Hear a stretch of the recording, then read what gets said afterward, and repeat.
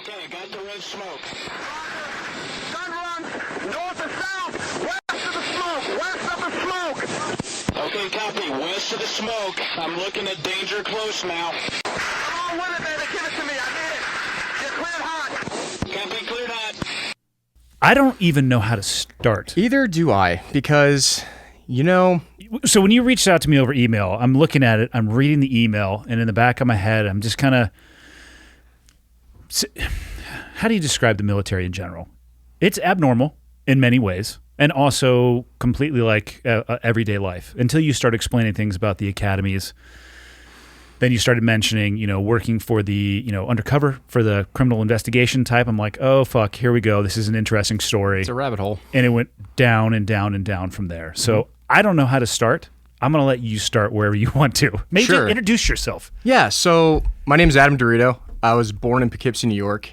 Grew up in Jersey. Typical Bruce Springsteen blue-collar family. Like, my parents raised me right. They raised me on the Eagles and, whatever else classic rock I'm required to listen to in New Jersey. Although... I thought you meant the football team, and for a second I was going to say, I don't...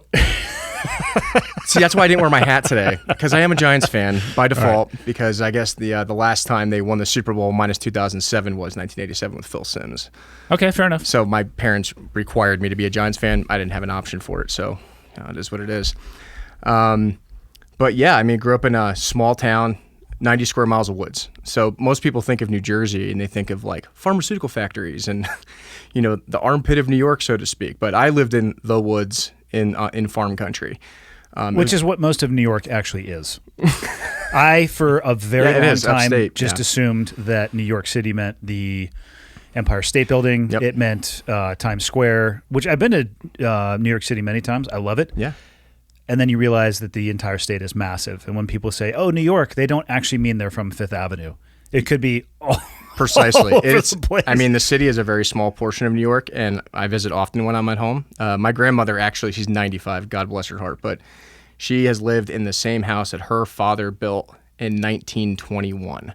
It's one of the few remaining original houses in Edgewater, New Jersey, and it actually is a mile from the George Washington Bridge. So it's kind of cool because I can still go down there and you could see the city, you could see the bridge, you can do all these things as we were kids. But the amount of change I've seen in, 32 years of my life. Yep. Swing that sucker close to your mouth, too. Keep it close. Don't be scared. There you go. It's been, you got to see this is my first podcast, right? So Is it the first time ever? Yeah. All right. Yeah. So which is I crazy. listen to a lot of them. Crazy, given your story. Yeah. So, that's how I found you. I listen to Joe Rogan all the time. And as do a few people, I've been told. Like 4 or 5 or something like that, I think. Yeah. So, and I started listening to you, and I was like, wow, Sandy Stump guy sounds pretty interesting. So I look up your podcast, and I start cycling through who I want to listen to, and I saw Eddie Gallagher's case. And Eddie Gallagher really hit hard with me because although his situation is far different than mine, how he was treated by NCIS, how his chain of command reacted to his situation, it was just like, wow, that sounds rather familiar in how things were handled. And I should start with the ending first, so people really know the rabbit hole we're going to go down. However you want to describe it. So yeah, I went to my dream school. I had wanted to join the military since I was in 3rd grade. This is before I even knew what the academies were, but I love going to air shows in Jersey. I saw fighter jets. I'm like, that's what I want to do. So you wanted to fly? That's all I wanted to do. Okay. I still want to do. What was your preferred airframe? You had one. What was it going to be? Oh, F-16s by far. And I was very fortunate to get a few rides in one while I was at the academy, and we'll get to that later. It was a blast. But so 2006, 2010, I went to the Air Force Academy. 30 days after graduation, I was discharged off of active duty with a general discharge under honorable conditions. So general under honorable, okay. Yep. And then I finished another undergrad degree at UC Denver, finished my master's degree in 2015, and found a loophole that I was able to get back into the military. The conditions were I had to go into a special unit, I had to pick a mission critical MOS, and I had to recomplete basic training in the Army. Those were the conditions that I was given by the governor's office for the state of Colorado to go back. That seems in and of itself very bizarre. One of the reasons was because my initial discharge paperwork was signed by the Secretary of the Air Force, and no one wanted to touch that to even attempt to try to get me back in. Your discharge paperwork was signed by the Secretary of the Air Force? Yeah, way high. That doesn't happen. Mine was signed by a civilian at PSD. Yep. Yeah, the Personnel Support Detachment. I think his name was Bob. Yeah. Mine was General Schwartz. Okay, so that's atypical in and of itself. Right. And especially with a general discharge under honorable conditions. Like, this isn't, anything bad. This isn't criminal. Yeah. This isn't, highly vindictive. Is there so I'm familiar with dishonorable, obviously. Honorable. I know that there's other than honorable. Yep. Does your discharge, is that a subcategory under honorable? Yep. Or is it just an honorable? It's a general discharge under honorable conditions. So it's like... Fuck, that sounds vague in and of itself. It's vague, but it's like that. It's that medium between honorable and then all the other bad ones. Okay. But, typical of, since I had received a few disciplinary pieces of paperwork, which we'll get to, that was how they categorized it. Okay. Even though I have no criminal record, no nothing. That's not one that I had actually heard until you said that. Yeah. General under honorable under conditions. Okay. Right. So back to that. So I got into the Army and started serving at the Colorado National Guard and found something I really enjoyed doing with the unit that I'm assigned to, and still do that now. And I got really lucky. About 2 years after I got in, we were doing a training in Utah with the battalion, and I met some Apache guys when we were out there. And vaguely, ironically, they kind of knew my story, which was weird because I have like this like, oh, you're that DeRito guy, right? You're the guy that's been in the news. They're like, you should talk to our commander. So I go and meet with the chief warrant officer who leads that unit out in Utah, and he offered me a position as a chief warrant officer to go fly Apaches. He's like, you want your... That would be bitchin'. And he said, you want your dream back? He's like, I'll help you get there. He's like, just go back to your unit, tell them what you want to do, and transfer over to this state. And I go back to my unit, and my unit kind of makes fun of me because I'm like this weird oddity in the unit. They address me as Major Staff Tenant because they're like, well, technically you should be a major, but you would be a staff sergeant in the NCO world, and you technically were kind of a lieutenant. So we'll just leave you with that. But my battalion commander and my company commander have been massively supportive with this case over the years. At your current command? At my current command. They have been so helpful in everything that I've done, more than I've ever been exposed to beforehand. And they signed all my letters of recommendation, did the PT test, got everything good to go, went and passed the SIFT test, which is a requirement in the Army for aviation. It's like an aptitude test for aviation. Okay. Go down to Fort Carson with the active duty guys and go do my final checks to get my orders to go to Chief Warrant Officer School, Warrant Officer Candidate School, and go to flight school at Fort Rucker. I get to the final station, and the doctor goes, sorry, soldier, I can't sign your paperwork off. And I'm like, why? He goes, there's 7 major psychological conditions listed on your medical record. And I was like, well, pump the brakes there, bud. How does that happen? Because I went through MEPS. Nothing came up. Mm-hmm. I've been serving in this certain unit, and obviously I hold a security clearance with that unit. Nothing's ever come up. Where was he getting a hold of your record? I mean, I had my medical record with me. We're going to get to that, Andy. I was going to say, because what system is he looking into that you don't have the ability to look into? It's fascinating, right? It's a question we still don't have answers to. It's weird that I was able to get into the Army and none of this stuff populates, but magically when I go to get my commission back and go fly, that this stuff magically populates 2 years after I had already been serving in the Guard. Yeah, because I would assume going through MEPS, which is, what does that stand for? Military Enlistment Processing Station? Yeah, Military Entrance Processing Station, yeah. Close enough. And we all went through it. But yeah, they're doing a review. They do a background check. Yeah. And you do the duck walk. They will find things if there's something on you. Yeah. And nothing came up in there, which is what we found odd. So at the end of the day, it's, according to the records shown, I shouldn't even be in the military. But so when you got discharged, didn't you leave with your service record and medical record? Nope. They wouldn't give them to you? Oh, we'll get to that. Okay. Fuck me, man. It's very weird. Okay. But when you're 22 years old and you're just doing what you're told and you have no idea what's going on, I didn't know any better. Yeah, it's tough. I was just like, yes, sir, no, sir. Yes, ma'am, no, ma'am. And I'd imagine you probably, and again, without knowing the story yet, didn't have many people that you could bounce off of what was going on. Hey, does this sound reasonable? Zero. Yeah. Zero is probably the right answer to that. So you're isolated with a lack of information. Okay. That paints a little bit of a picture for me. And it begs the question of, how did we get here in the first place? Right. And you got a full dossier. Holy shit, dude! That's some perfect mind shit right there. Well, this is actually this is actually 10 years condensed into a timeline that makes sense for people. Okay. I have 10 file boxes that this came from, Wow. and a lot of interviews and people that we've done over the years. Okay. Fire away. Yeah. So, like I said, I joined the military because I've always wanted to join the military. And I think I have a unique situation where, when 9/11 happened, I was in 8th grade history class. And at first we thought it was a joke, like, oh, plane hit the building. Oh, you probably were in school, right? East Coast time? Oh, Yeah. yep. I was there. I mean, not there physically, but 40 miles northwest of the city. And, they hear about it. And my school was interesting because they shut all the TVs off. They didn't play anything. So we didn't know what really had happened until I got home. And I get off the school bus. I'm like, man, who took a Cessna and hit the World Trade Center? Man, that must have made a mess. I'm in 8th grade. I don't know any better. And I walk down, and the streets are quiet. There's no cars driving around. And I lived in a small lake woodland community. And a lot of the people from my hometown worked in the city too. So it's weird. Normally, after school time, parents are out, cars are everywhere. I have no idea what's going on. So I walk into my house, and I just see eerily quiet. Really weird. Yeah.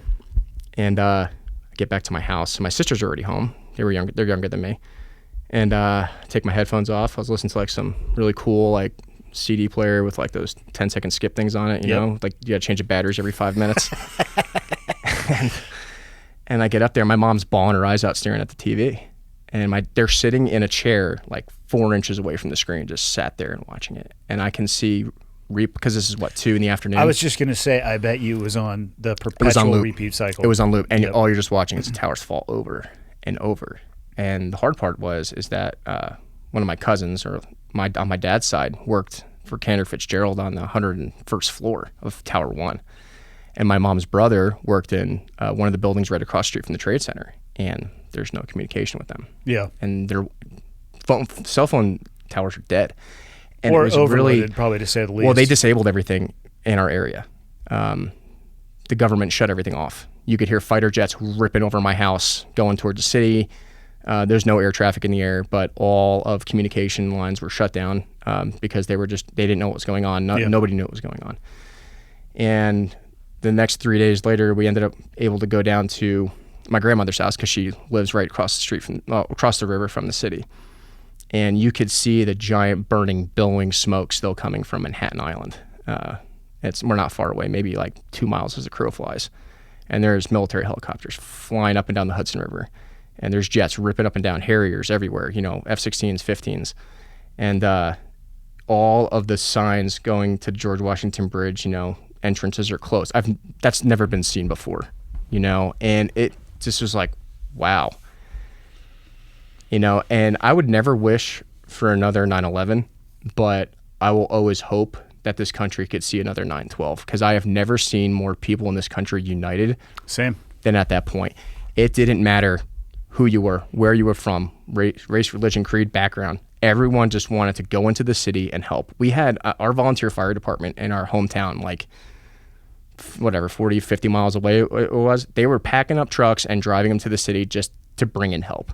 Everywhere. It didn't. In cities across the U.S., I was living in San Diego at the time, and there's a bunch of overpasses on the freeways, the 5 and the 15, the 163, the 8, and they were like covered in like red, white, and blue, flags everywhere.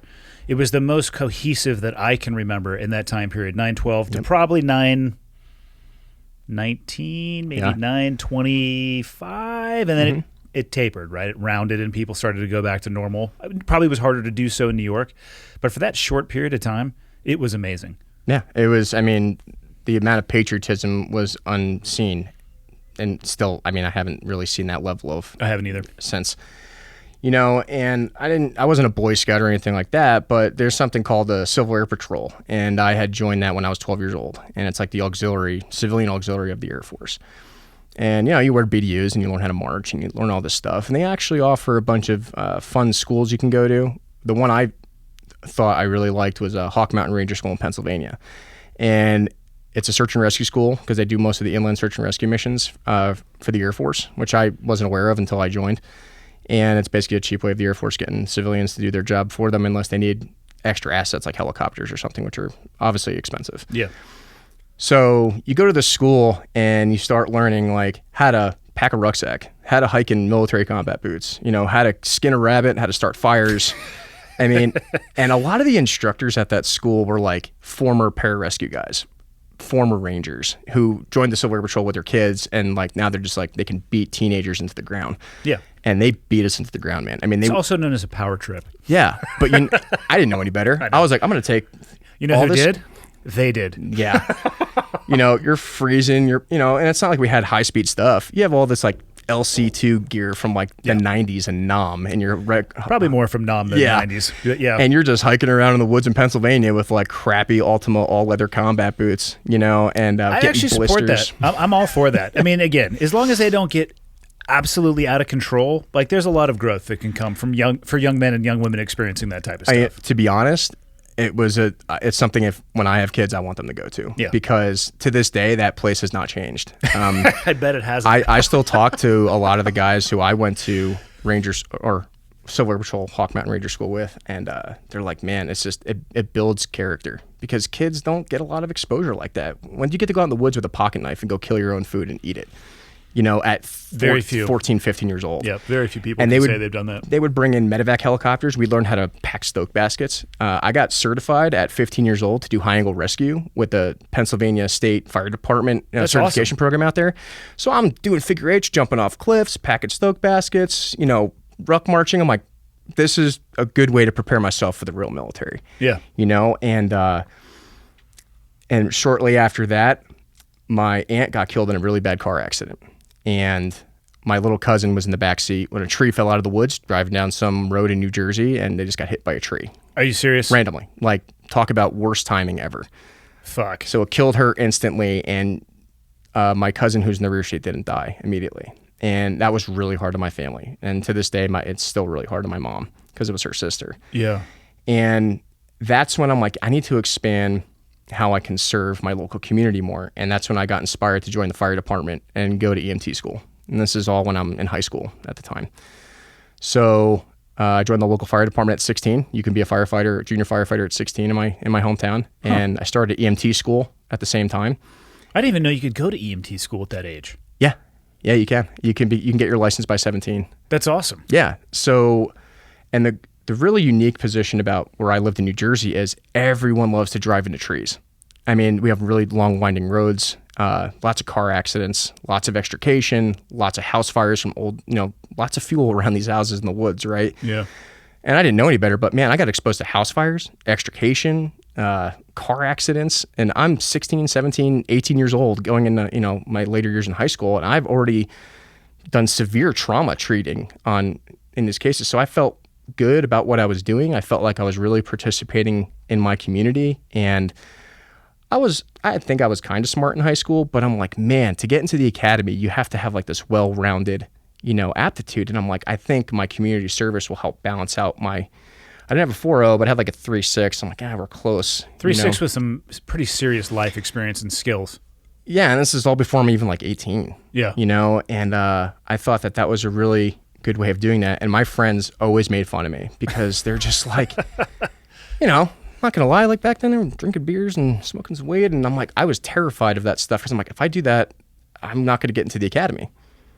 Cops are always arresting kids in our town and, messing with them, and it is what it is. So I earned the nickname like designated DeRito because I had the blue lights in my car and on my truck at the time, and they were like, if anything bad happens, we just call DeRito and he comes and bails us out.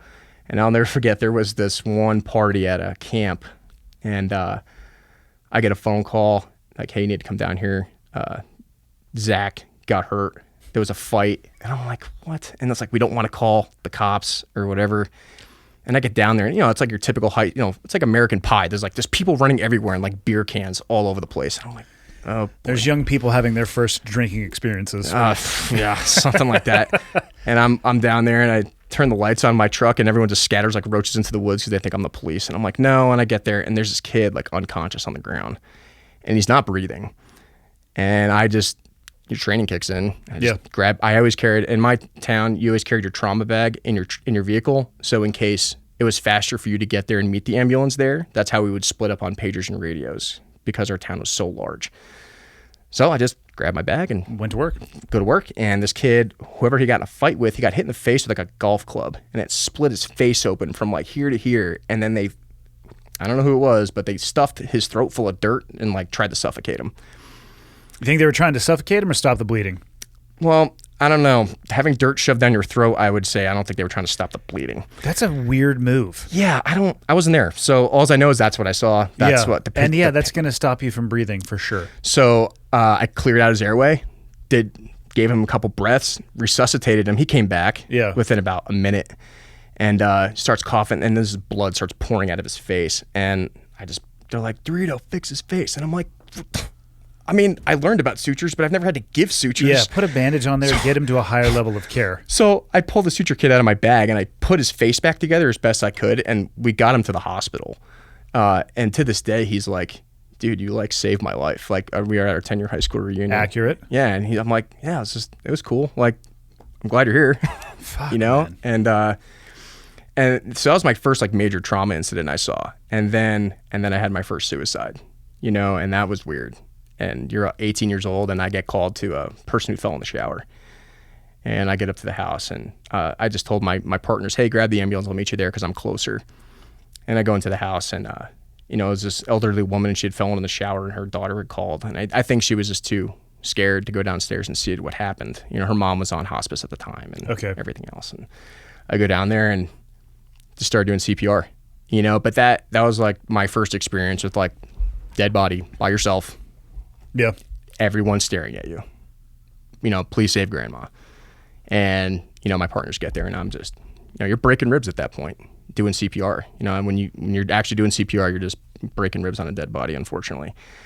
And I couldn't do anything. And it kind of hit me hard. And it just made me realize that you can't save everybody. You know, and I got my appointment letter to the Air Force Academy. And I was like, I just want to get as far away from my hometown as possible. You know, I got appointed to West Point, Annapolis, you know, all the schools I wanted to go to. And I was like, I just want to go to Colorado. I love skiing. I heard the skiing is better out there anyway. Better than in Annapolis, to my understanding. Yeah, I don't think they have a lot of mountains near the ocean. I don't think they have any. And I live pretty close to West Point, too. Swing the mic over towards your mouth a little bit more. Just swing it this way. Yeah. There you go. Talk into the microphone. There you go. Yeah, and you know, I live pretty close to West Point, but I was like, oh, I just want to go far away. I just want new friends, new life. Yeah. Start over. So I go out to the Air Force Academy, and we call it our dually year, and you start basic training. And dually? Yeah. So when you're like a truck dually? So like, yeah, it's like DOOLIE. Why do these schools have to have stupid fucked up like plebe summer or all that yeah, stuff? So like they have plebes, or sometimes they call them like smacks. I don't know. It's some arbitrary acronym that I don't understand. Yeah. It's like, yeah, I'm just steeped in tradition and nonsense. Yeah, I'm just going to sit down and let you call me whatever you want to. Copy that, sir. Yeah. So, and the first thing you notice is the air's really thin up there, and it takes a while to acclimate. So, Colorado Springs, right? Yep. Yeah. So far that above of West Point or Annapolis, and also far above my hometown. So, and I think we're at 700 feet above sea level in my hometown, and we're at like, you know, 5,700 or whatever it is. Fuck, if not higher. Yeah. So they're running you every day. They walk you into it, you know, because a lot of kids are hypoxic. They feel, you know, they're gasping for air when they're running, and you adapt to it. And basic training was good. You know, I mean, it was pretty standard. You know, you go through, you get yelled at, and it was kind of interesting because back then we were still wearing BDUs. So what pattern though? Woodland. Okay. Yeah. So you hadn't gone digital yet? No, that was actually after I graduated. Okay. We were the second to last class to have BDUs. 2011 had BDUs too. But yeah, so we spent a lot of our time shining boots and using starch and making creases and learning how to do all those fun military things. I honestly don't know like how they do it now, because it's like, well, we don't shine boots, we don't iron uniforms anymore, so what do we do with all this time? You know, I obviously suspect they find other mundane tasks. Yeah, I experienced that later on. Obviously, when I went back with the Army, I was like, wow, so this is what we do now. This is interesting and fascinating. And, you know, so your freshman year, you can't go anywhere. You don't have a car. You can't wear civilian clothes. For the entire year. For the entire year until recognition. Recognition is just like a 3-day fest of you just getting beat with push-ups and just running stairs and whatever the upperclassmen want to do to you. And then rite of passage, if you will. Yeah, rite of passage. I'm sure you're familiar with those. Yeah. And and then after your freshman year, you get assigned to your permanent cadet squadron. So I was in Cadet Squadron 25 my freshman year, And I moved to Squadron 18, which was across the Terrazzo, which is that area between the two dormitories. Okay. I am not familiar with the Air Force Academy at all. Yeah, so there's two dormitories, cadet dormitories. There's Saigon, the chapel, and then there's Vandenberg. And then school, like the... Just a massive school building? Yep. And then you had your chow hall over at Mitchell Hall. So I went from Saigon to Vandenberg. So quarter-mile move or whatever it was to get over there. And the first thing they tell us is like, welcome, sophomores, welcome to hell. And I'm like, what are you talking about? Like, I'm an upperclassman now, so you kind of have a little bit more freedoms as a sophomore, but you're still bottom of the barrel, right? It's like you're a freshman with privileges.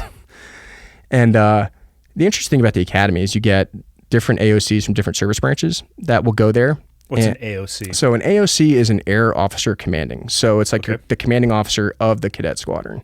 Okay. And there's 40 of them. There's 40 cadet squadrons, so there's 40 Air Officer Each one has their own AOC, all right. Yep. And that would be like the cadet wing, right? Okay. So like squadrons 1 through 10 is group 1. Group 2 is, 11 through 20. Yep. And then vice versa, and so on and so on. So Squadron 18 at the time was under the command of an Army officer.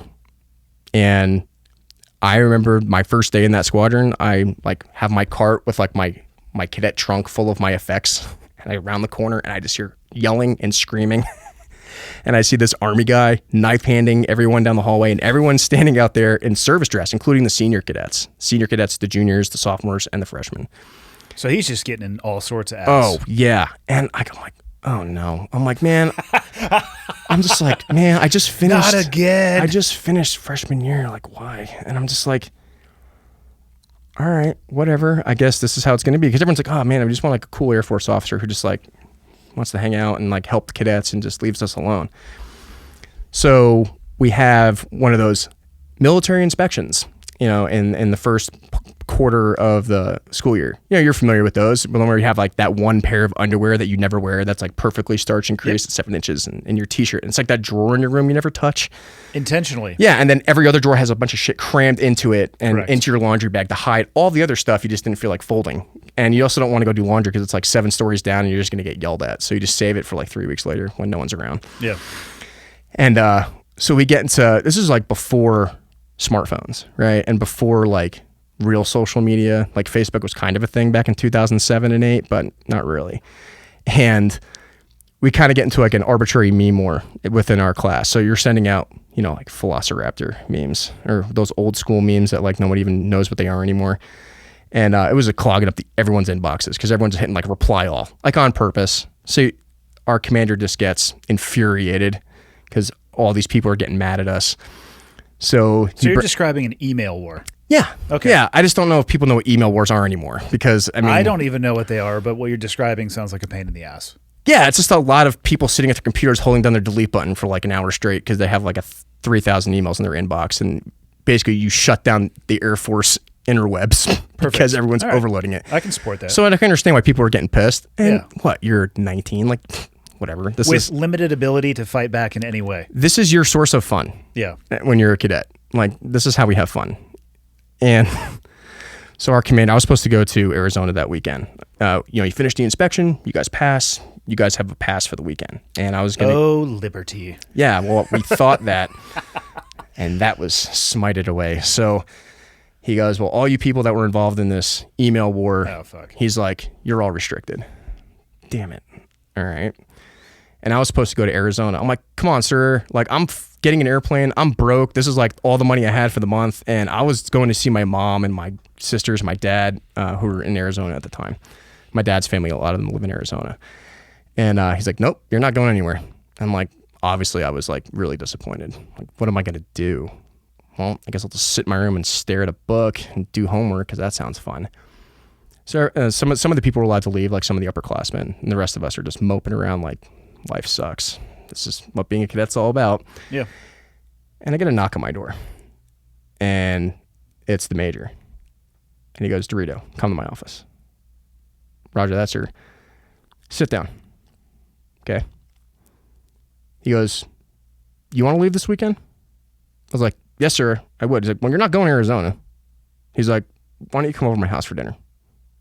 Like, what? This is the Army guy. the guy who was yelling and screaming, having everyone in service desk, throwing stuff down the hallway, restricting everybody, the guy that all the cadets in my cadet squadron didn't like. Okay. Or at least that was the impression that I got, because that's what was instilled in me when I first got there. And I kind of had that Machiavellian, attitude towards it. Well, keep your friends close and your enemies closer, right? I'll take him up on his offer. He drives me to his house because I don't have a car. And I sit down with his wife and him.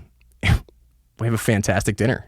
I haven't eaten that good, probably like almost a year and a half at that point. Yeah. You had an other than Air Force Academy meal? Other than Chow Hall meal or Qdoba burrito, which you occasionally were able to get off base, which is... That's a fine burrito. It was a Let's fine be careful burrito. what we talk about Qdoba. There's nothing wrong with Qdoba. I think if I bought stock in Qdoba back then, I'd be a rich man today.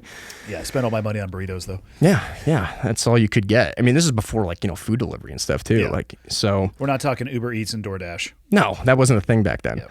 So we sit down, and I knew nothing about Army uniforms back then. I didn't understand school badges. I didn't understand tabs. I was like, dude with fancy Velcro and the old ACU pattern, right?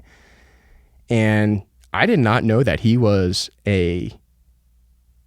basically the equivalent to an AOC at West Point. They're called TAC officers there. Okay.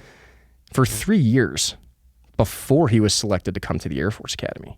So this guy had been a cadet commander at West Point for 3 years before he was hand selected to come to the Air Force Academy as the Army liaison officer. It seems like a weird career path. It is. And It seems like you would go from West Point back to an operational or joint. So billet. and what I found out is that he had been in 3 combat tours between Iraq and Afghanistan, and he was combat injured. He was combat wounded. Okay. So he kind of took his West Point time as a recovery period, Okay, fair. and he tried to go back to a deployment schedule, and the doctor's like, you're not going anywhere. Oh, so he may not have had a choice in his career Right. path beyond that. Okay, I understand that. Infantry guy, military police, whole 9 yards. I mean, and my level of respect for him completely changed because I saw the other side of him. And he sat me down and goes, DeRito, do you notice how, we gave you letters of reprimand for an email war, like all you guys, right? He goes, but did I do anything besides basically give you some so-called wall-to-wall counseling? Well, no. Did I do anything other than chew your ass, tell you to be a better cadet so you can be a better officer? No. So then fucking figure it out. I was like, Roger that, sir. He's like, oh, and by the way, you have extra staff duty next weekend. Fuck. He goes, and I'm sitting there, and we were talking to each other. So I'm sitting at the staff duty desk, and his office is right next to me. And DeRito, MT do, stat. I'm like, yeah, Roger that, sir. He goes, and how's your day going? Oh, that's great, sir. He's like, finish your homework? Yep. All right, cool. Still thinking about what we talked about last weekend? Yep. He's like, you're going to fuck up anymore? I'm like, going to try not to. He's like, good. And I didn't realize the value of that leadership experience because I realized is that you can really make an impact on your subordinates without ruining their lives with paperwork. And I didn't understand that until our next commander came. This guy was his time to leave the Air Force Academy, time to go somewhere else. And this new Air Force commander comes in. Non-combat guy, non-combat MOS. Still in your sophomore year? Yeah. Okay. So transitioning into almost our junior year at this point. And he comes in and he's one of those by the book. Well, the book says you should get this, so I'm just going to give you that. Without any, it appeared at the time, any critical thinking of how to apply that punishment. The cadet site picture in the UCMJ says you did this, so you're going to get this punishment.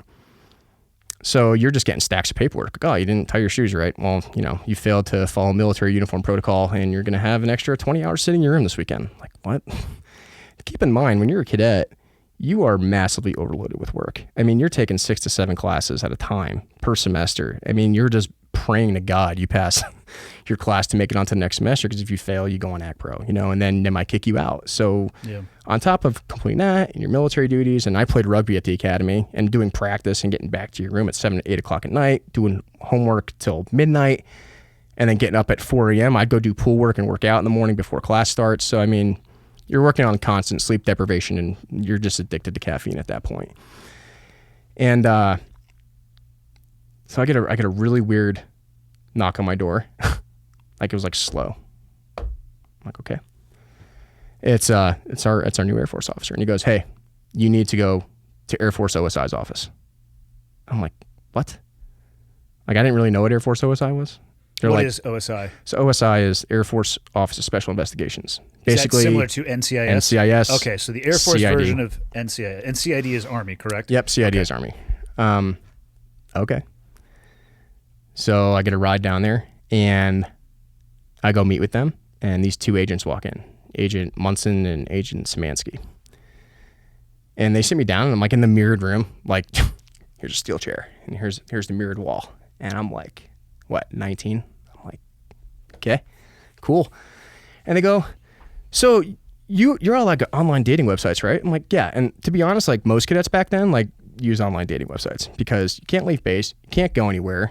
What's the difference now? Most people are using apps. Tinder. That's what I'm saying. Way easier. Well, it's still an online via your phone. I mean, so back then it was all email, which is how we communicate with people. So glad I missed this phase. I did not participate in any of that shit. I envy you on that. And to be honest, like I didn't have a car. We couldn't leave. Most of the sophomores in lower class, everyone like was on random online dating websites that don't even exist anymore. Like they're not even things anymore, right? So, and they start asking me about, well, is this your civilian email address? Because obviously you'd use your civilian email to communicate on this. You wouldn't use like your .mil military address to like. I feel like I know a few people who would, but yeah, most people would think better of that. Yeah, and it was kind of weird because I'm like, well, how the heck did they? Okay, yeah, like I sent those emails, and yes, I was talking to this person on this email. So they were in your system. They were looking at your emails and monitoring the traffic. Yep, sure. That's what it said. And like, well, did you say these things? And I'm like, well, obviously it's written there. Whatever I'm going to say to some person I've never met online, right? Yeah. And then they asked me this really weird question. Well, did you know that this person was underage? And I'm like, stop. What? And they're like, well, yeah, well, this email address is, this person was underage. You didn't know that? And I'm like, I don't know what you're talking about. And I was like, lawyer. I'm like, I don't know what you're talking about. I want a lawyer. And they're like, no, you don't need a lawyer. Famous fucking last words. And they're like, you don't need a lawyer. And I'm like, okay. And they're like, okay, so you didn't know? Yeah. They're like, well, we got a report from like Colorado Springs Police Department that this person you were talking to could have been underage, and we were sent your email address, and we just wanted to make sure. And I'm like, okay. Now here's the weird thing. I was never questioned by any civilian agency. To be clear, everything you've just described up to this point is very weird. Yes, it is. And it doesn't make any sense. And to be honest, we do have investigators right now working on this because we have never been able to prove if it actually happened. If they were contacted by anybody on the outside? Yeah. Or if this person existed, or if OSI was doing this on their own.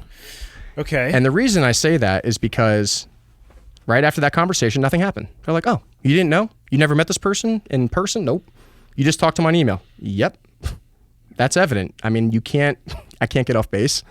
We had flip phones back then, and you could type like 140 characters. Yeah. That was the extent of my technology use back then. And they go, cool, man, no problem. We'll let everybody know. You're good to go. You're cleared. I'm like, okay. And they go, oh, wait, by the way, do you know anyone else who's might be doing illegal things at the academy? Did they read you your rights when you went in that room? Nope. Nothing. No rights read to me, no nothing. It was very informal and very. And keep in mind, this was my first experience with any law enforcement agency, if you want to call them that. Yeah. And I had no idea what was going on. I was 19. Like, granted, yeah, I know a lot of 19-year-olds who do dumb things. And if that was the extent of my stupidity back then, talking on an online dating site to someone I didn't know, sue me. But it is what it is. So, like I said, nothing happens. And they go, but we're trying to find some people at the academy. Apparently, they had problems with prescription drugs going missing. There was a problem with sexual assault, rape. And they were like, if you could just be our ear, it would help us out. So I was being told, without being told, like, you're going to work for us now. And that's how I became an undercover informant at OSI. And I did discover a lot of weird things at the academy, a lot of prescription drug cases. A lot of those came from cadets we have a jump program at the academy. So kids blow their knees out all the time. And, painkillers go missing when you leave them on your cadet desk because cadets walk by and take them. And that's what it is. And the Air Force Academy was going through some hard times with sexual assault and everything else at the time. And I didn't really know much of it, but all right, it's the end of my sophomore year.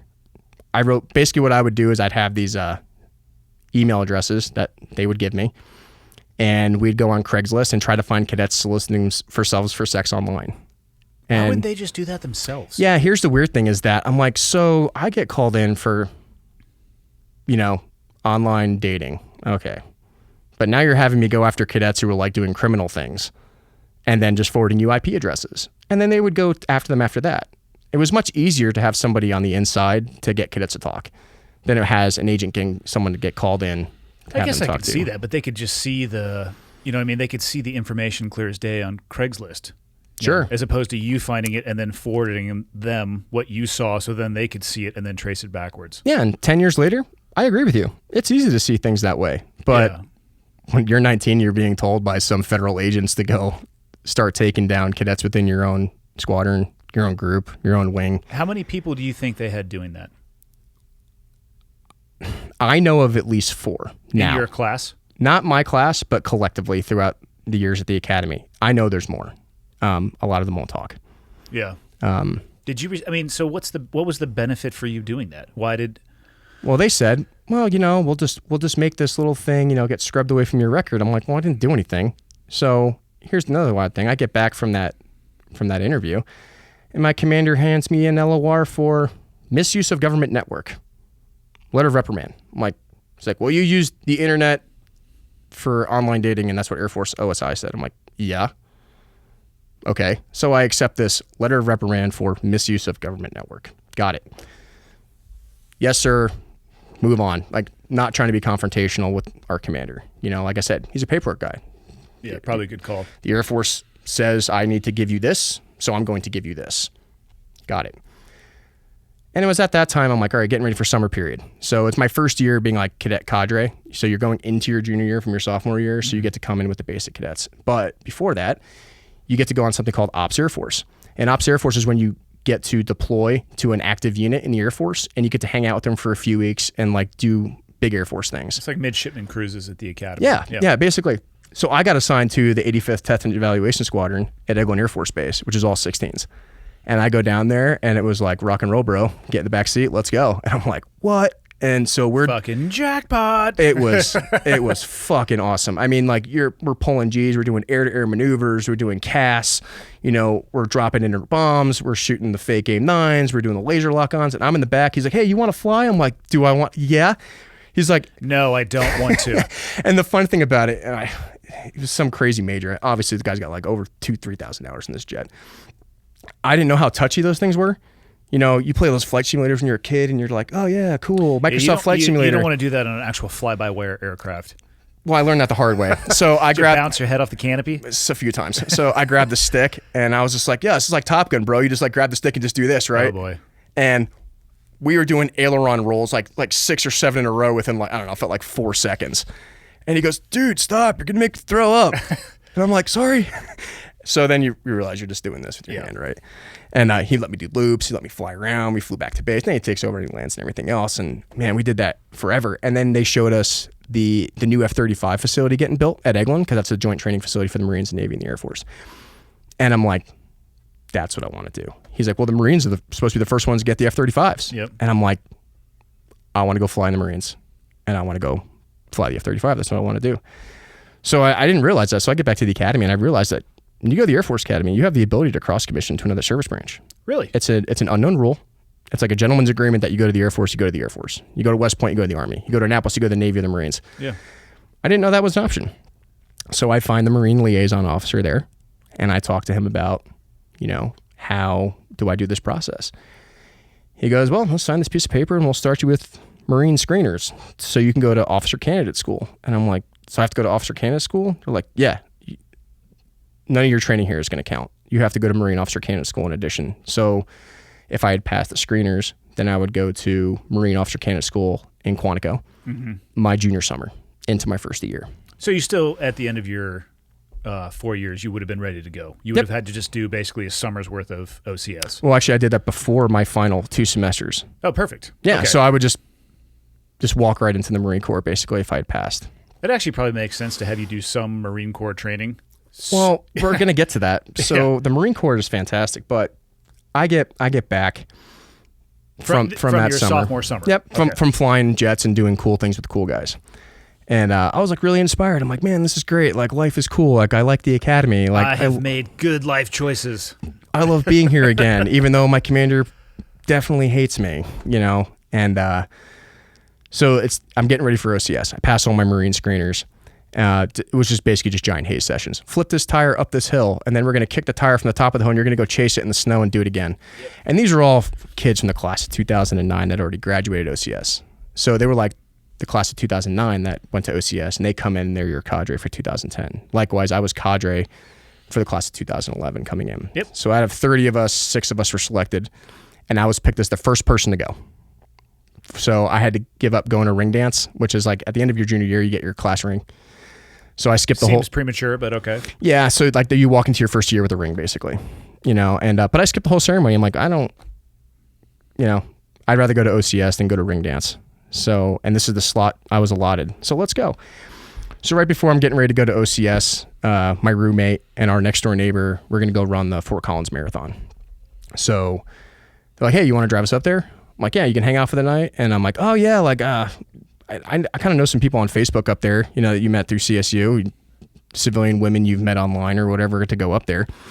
So we go up there and we go to this house party, and it's like my first college party ever as a cadet. And so my roommate and my next door, they leave me there, and I'm like, okay. And I'm looking around, and I'm like, well, I'm just going to enjoy the rest of the night, I guess. And I was staying up. We had a pass for the night, so I was just planning on staying up there with another one of my friends who I knew up there. And I blacked out around midnight, 1 a.m. I don't remember anything. And I'm a pretty big guy. Like I'm not a tiny guy. I'm also Irish. I know my alcohol tolerance, and I never was really a big drinker, but something didn't feel right about this one. I wake up the next morning. I have no idea where I am. And I recognized by looking down my boxers that something was wrong. And I'm in a room with a bunch of people. I have no idea who they are. I just find my keys. I find my cell phone, and it's dead. And I didn't know what to do. I didn't know what to call. I didn't know where I was, and I know everyone had left me there. So I get in my truck and I go back to the Air Force Academy. And I'm like, dude, why'd you leave me up there? He goes, well, you were at the party. You looked like you were having fun and whatever, man. I was like, thanks for being a wingman. Like, you left me up there. And immediately I realized, like, this isn't right. And I go to try to talk to my commander about it. I'm like, I think I was sexually assaulted last night. And he goes, there's no way. You play rugby. You're just a liar. You went out and got drunk last night, and you didn't report back on time. You just don't want to get in trouble anymore. And I'm like, no, I was definitely sexually assaulted and something bad happened. Ironically, he gets a phone call from this person who I ended up being in that dorm room with. And this person is claiming that they're pregnant. And that wasn't true. She couldn't prove it. And I actually called Colorado State University Police Department because I knew... The dorm room that you woke up in. Yeah, because I was at CSU at the time. Okay. I actually called the civilian authorities because I knew I wasn't going to get anywhere with the Air Force. And they actually launched an investigation and realized that she wasn't even a student there. She apparently was a problem person up there. And they said, hey, did you go get a rape kit done? Did you get anything else done? And I said, well, to be honest, it's like a week after the fact. I said, no. And they said, okay, so we don't have any physical evidence. We're going to help you with this. She ended up getting banned from the Air Force Academy. So ironically, the guys I was working with at OSI gave me a call. Hey, we're going to help with your sexual assault case. I'm like, okay. And had you told them about it, or did they hear about it? They heard about it from the police department, civilian entity. And they were great. I mean, honestly, the Colorado State Police Department, they really cared. They believed me. They took evidence as much as they could. They documented everything. Yeah. They found who this person was. We found out that she was just lying, and, you know, she apparently was a predatory woman, you know, at CSU. You know, but that it kind of takes an emotional stake on you because you're like, I was completely taken advantage of, and I was left up at this place in the middle of the night by my so-called friends, and my commander doesn't believe me. So I filed an official report with the Air Force Sexual Assault Response Coordination Center, and that's where I met my victim advocate, and they believed me 100%. And they helped me, I went to some counseling sessions there at the Peak Performance Center, and we just talked about, how you feel, and for me, it was like, I'm okay with this because like, I can't change what happened. Like did I make maybe a bad decision by going to a civilian party with a bunch of unfamiliar people? Sure. You know what I mean? But retrospectively, you can't hound on the past and expect something to change now. You can just be okay with what happened and move forward with your life.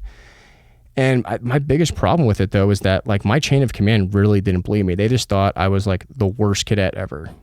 You went to a civilian party and you're just trying to say these things and make these reports so you don't have to sit in your room for 30 hours for showing up late. And I'm like, no, it's not true. But unfortunately, because I had misuse of government network and, the email war on my record at that point, they were just like, well, we're just not going to believe anything you say. And I was like, okay, well, I'm going to OCS now. So got my orders, reported into Quantico, and I just smirk when I say these things because it was the best life-changing experience I've had. So you're like 3 years into the academy at this point, right? And you're like, I know how to march. I know stuff about the military. And I show up and you're in polos and khaki pants. And they're going around at OCS and you're in the squad bay. And they're like, all right, say your school and what your degree is and what contract you have. Now, I had an air contract. I was going to go fly. I took all the tests and was pushing for a pilot slot in the Marine Corps. And they get to me and I'm just like, you present your rifle and you're like, candidate DeRito, Colorado Springs, air contract. And they're like, where in Colorado Springs? That really deep frog voice. This manimal, just giant biceps. I'm like, I'm pretty sure the vein coming out of his bicep was going to choke me just by looking at it. Because he was wearing a children's t-shirt. God, these people scared me, like legitimately scared me. And that's why they have that job. And it was awesome. And I sit there and they're like, where in Colorado Springs? I'm like, Colorado Springs, Colorado, gunnery sergeant. He's like, no, UCCS, UC Denver, where? And I'm like, USAFA. And they're like, the fuck is USAFA? And I'm like, the United States Air Force. And before I could even say academy, the other gunnery sergeant sprints across squad bay, picks up my footlocker, sprints to the door, and completely ejects it out of the barracks and on into the mud where my stuff exploded all over the ground. So this is how this is going to be. Great. I am the only Air Force person there. Everyone that was there was either prior service or NROTC. So immediately they're like, fuck, we have the one Air Force guy in our platoon. And immediately I was promoted to fire team leader. I don't know what a fire team leader is. I know nothing about infantry tactics or anything like that. I failed miserably. When I was at the Air Force Academy, when you're like what they call them, element leaders, or what was it, like kind of like a fire team leader equivalent. Hey, cadets, did you do your homework and show up and clean your room? Great job. I'm not going to interfere with your life. But in the Marine Corps, they expect you to do hands-on instruction, lead your Marines, be in a forced leadership position and learn how to lead by fire, basically. It's a different mentality for sure. It's a very, very different mentality. And we're on our first 3-mile hike. You get in a rucksack. And the good thing about the academy, though, was that I prepared myself well for OCS, in terms of fitness-wise, right? So you could ruck march around the academy with a bunch of heavy shit. And when I got to sea level, I was ahead of the game. Yeah. And I was killing. And Gunner Sergeant Alessio, I'll never forget his. I don't remember any of my basic military trainers except the Marines. And Gunner Sergeant Alessio gets in my face, and you're not ruck marching, and you're not running, and you're not sprinting, but you're basically kind of half running. You're rucking up this hill this entire time. Rucking is its own speed. It really, yeah. And I see Gunner Sergeant Alessio gets in my face. He's like, "Candidate DeRito, are you a Blue Falcon?" And I'm like, thinking in my head, I know nothing about the Marines. I'm like, Blue Falcon, Air Force Academy mascot is a Blue Falcon. Yes. Gunnery Sergeant. That is not the answer he wanted. Because he meant buddy fucker. See, I didn't know that. And Gunnery Sergeant, this candidate is a Blue Falcon. He goes, what? And I'm like, Blue Falcon, what? You're just repeating yourself. And when a Marine doesn't know what to say, you just say, I gunnery sergeant the entire time. And he's just like repeating himself, like thinking I'm going to get it. And I'm not, because I don't understand what's going on. Two different languages. So he goes, commence satellites. I'm like, okay. So my 3-mile ruck march ended up being like a 6 because I was just running around the entire company yelling, this candidate is a Blue Falcon for like, it seemed like an hour and a half. And I get back and thank God, one of the prior enlisted guys who actually was a DI and who's there to go to OCS, he pulls me aside, DeRito. He goes, all right, I'm here to help you, man. You just said you were a buddy fucker for like the past hour and a half. And I was like, oh. Like, you know, I was like, man, I'm an idiot. I was like, God, it's just a different vernacular. Yeah, and I didn't know what a deck was. Yeah. When they said, all right, Marines, we're going to have a field day. I'm like, oh, sweet. That's like tug of war and shit, right? No, it means clean. It means I'm going to clean with Brasso until I get cancer. And so we get back after our ruck, and they're like, you need to go see the battalion commander in the morning. And I'm like, shit, like the battalion commander of OCS. I'm like, I'm fucked. And they sit me down, and Colonel Mancini looks in my face like, why do you want to be a Marine, DeRito? And they don't want to hear that you want to fly. They don't want to hear any of that stuff.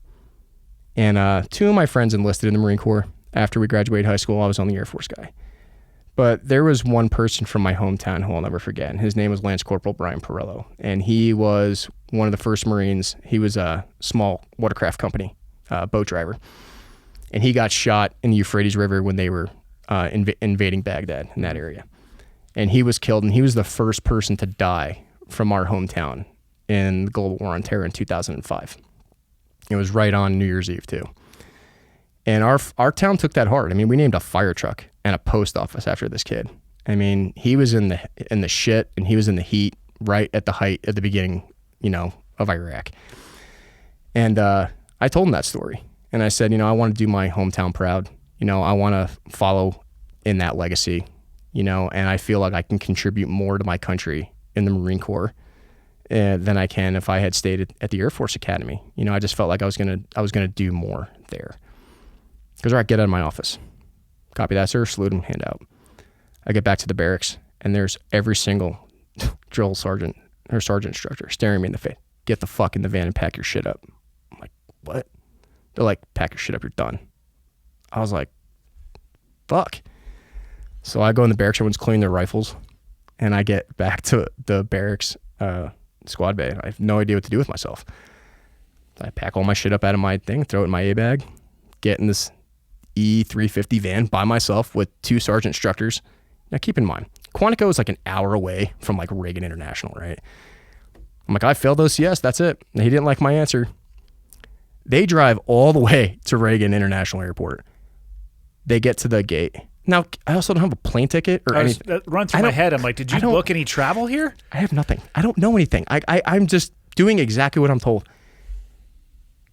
Gunnery Sergeant Clay turns around, snaps back, opens up his flip phone. Candidate DeRito, commander's giving you another chance. I'm like, what? I am so confused at this point. They turn that bitch right around and they drive me all the way back to Quantico, make me unpack my shit and commence cleaning the rifle like nothing happened. And everyone in the barracks is like, what a fucking intricate head. What? Talk about fucking with me. But I really support what they did. You know what? I look back on it now. High level shit. And like I said, it made me, it lit a fire under my ass. Like I sat there and read every single MCDP1, like war fighting. I mean, I was reading everything I knew that they gave me, memorizing everything. And, one thing that really stuck with me from MCDP1 was, Marines are going to make mistakes and they are meant to learn from their mistakes. And you must allow your Marines to learn from their mistakes in order for them to be effective Marines. And that's something that really stuck with me. And I probably misquoted that, it's not exact, but sounded good. It stuck with me. I get called into the Gunnery Sergeant's office. He goes, DeRito, congratulations, you've been promoted. I'm like, what? He's like, you are now the candidate company commander, which is like the highest billet. It's like, oh, so move up and fuck up. Got it. Roger that. So now I still have no idea what I'm doing because now I'm in charge of all the Marines, like all 400 of them. I'm supposed to get them to PT. I'm supposed to make sure they get to their classes. I'm supposed to make sure they're at tactics school or whatever the heck we're doing that day. Are most of these people older than you too?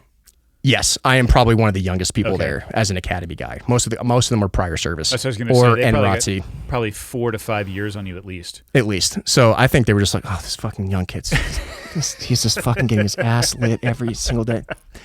But from there, my PT was great. I mean, I ran my 3 mile in 1940 at OCS. I ran my 800 during the Marine Corps Combat Fitness Test in like 204 in boots and utes. Like, I was in good shape. It was the best shape I've ever been in my life. I dropped 20 pounds at OCS. I don't think I've ever been 200 pounds again in my life. I've always been like a healthy 225, 230, but like, Jesus. So they never let me sleep after that. So I became the Canada Company commander and everything was my fault, no matter what it was. So I was like, double fire watch, DeRito. I'm like, oh, double fire watch, got that. So I would do the first 2 shifts. I'd sleep from like midnight to like 3, get up. PT was at 3:30, 4 o'clock. And there was this one night, I hear somebody drop kick the door into the squad bay, and like you could see like every Marine just takes like their little blanket and like hides it over their face, like I am not here, I am not involved, because I 100% know they're going for that DeRito kid again. And I'm just gonna pretend I'm sleeping soundly and I don't hear or see anything. And like 4 gunner, 1 on the front, 1 on the back, 1 on each side, are just knife handing me like from the inside, get your ass out of your fucking rack. And I'm like, okay, and like get on your face and like start low crawling. I'm like, okay, I can't see anything, it's pitch black dark. They have me low crawl down the squad bay, down the stairs, start low crawling in the mud. And the way our squad bays were set up, like I was in like platoon 4. So platoon 1 is like all the way down the end. I am low crawling in the drainage ditch the entire way in my skivvies. Like this is like before the Marine Corps banned the really short, sexy, silky shorts. So we still got the short ones.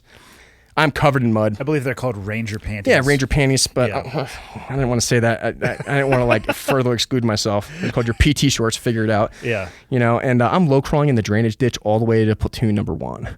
Now, I know the guys in my squad bay, but in general, I don't know who anyone else is at OCS as long as they show up to formation and their candidate company commander is like good to go, like whatever. Or their candidate platoon commander.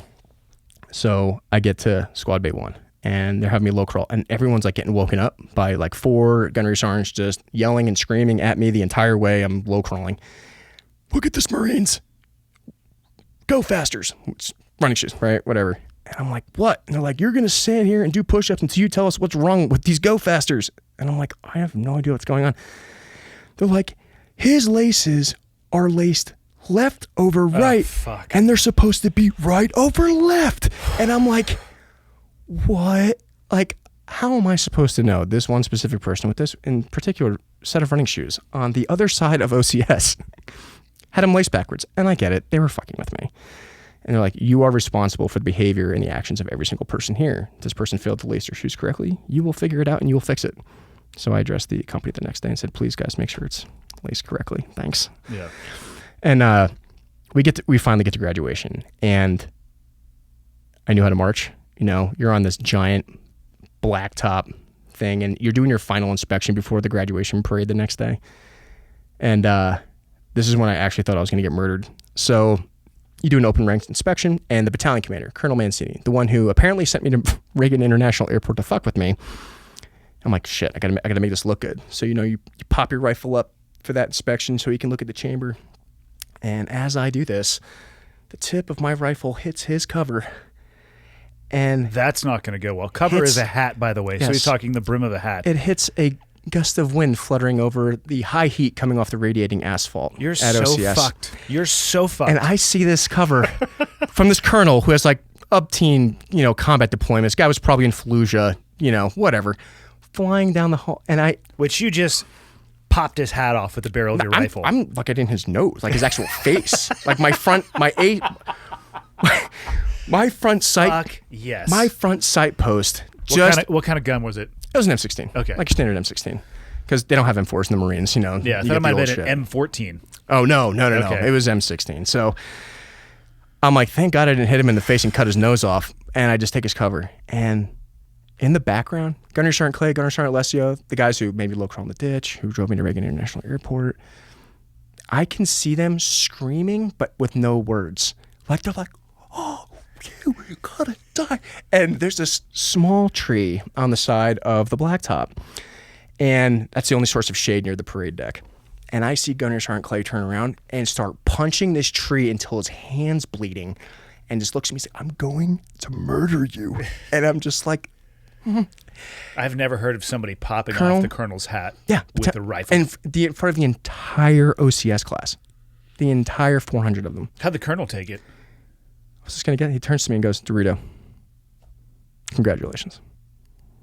Snaps, left face, walks away. Like nothing happened. Complete badass. So he took it like a champ. Awesome.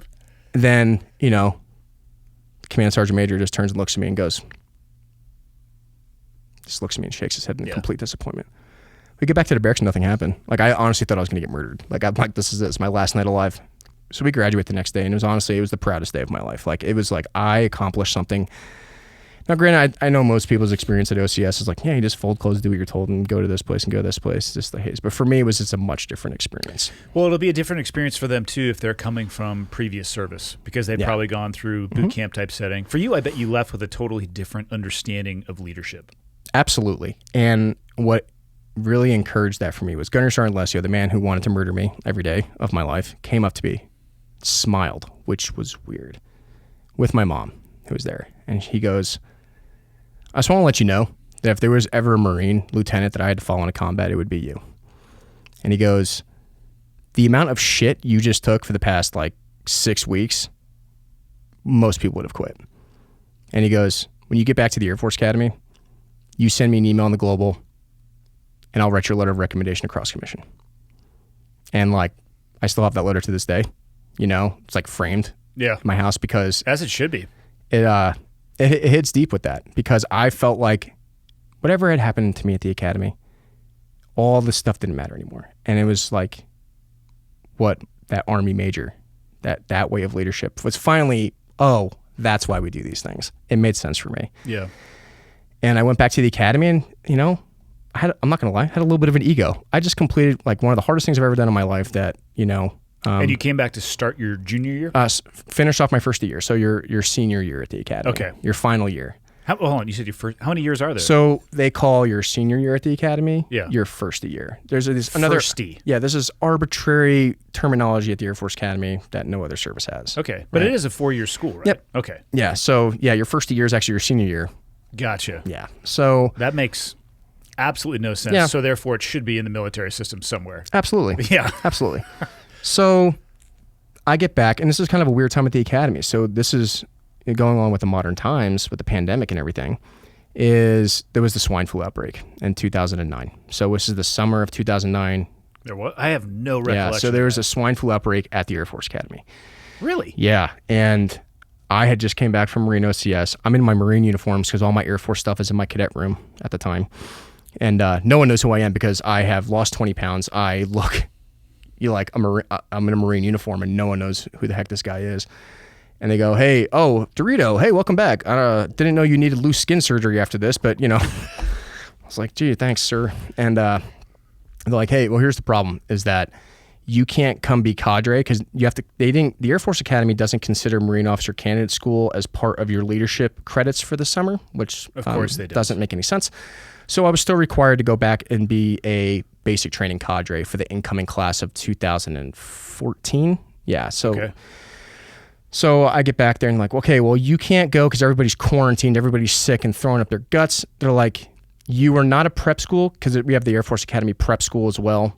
I was a direct entry. So instead of doing the 5-year program, I did the 4-year program. Oh, the 1-year on-ramp followed by... Okay, yep. Gotcha. Most of them are prior enlisted, recruited athletes. Or people who just need a little help with academics to make the SAT fair. scores, That's right? It's good they have that. And but most of the time when they send cadre or basic training cadets instructors over to the prep school, it's kids who went to the prep school.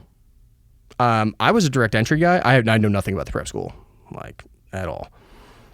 And I get there, and it was interesting. It was a really great experience. I love fitness at that point because being with the Marines, you just run everywhere all the time, and so.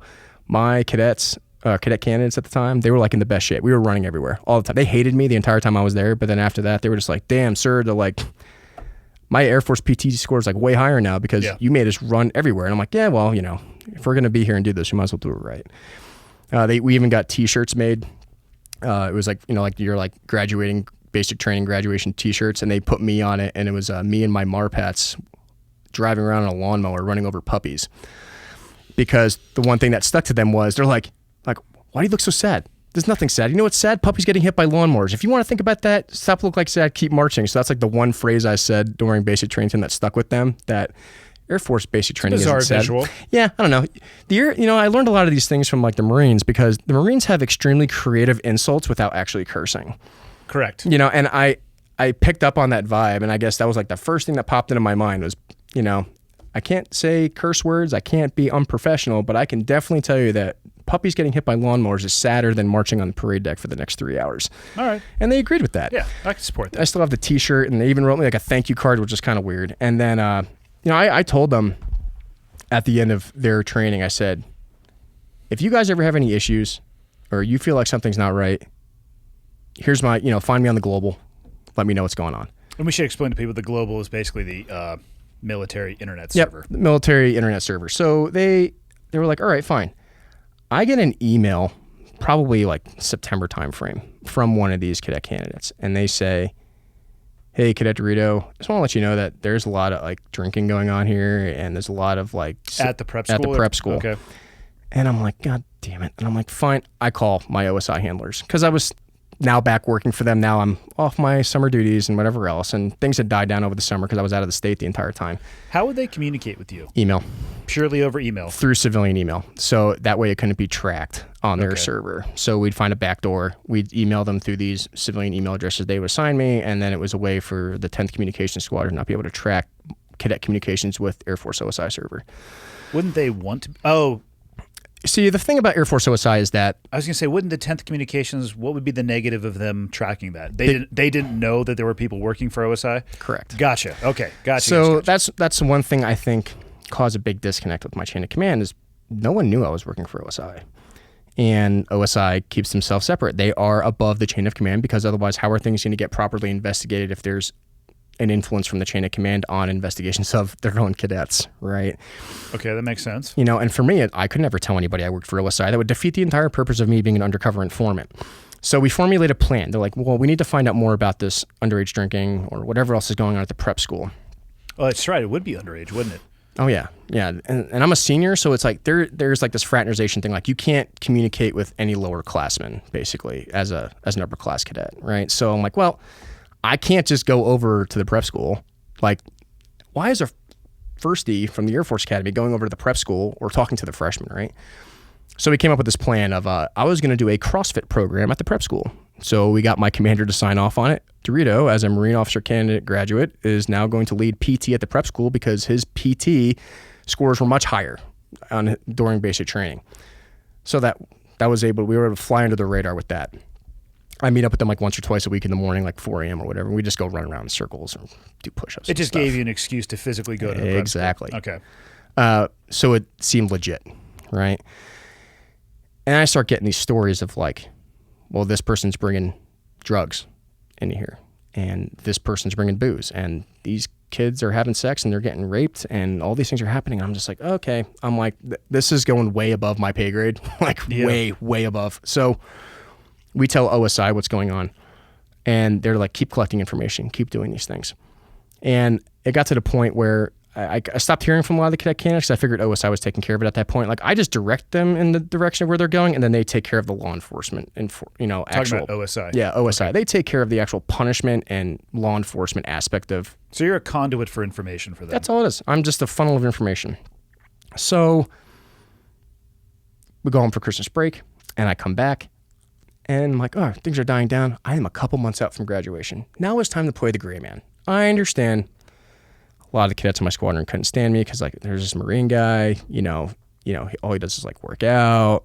And, that's a hard lesson I had to learn, was keeping my ego in check. Yeah. Right. As we all do.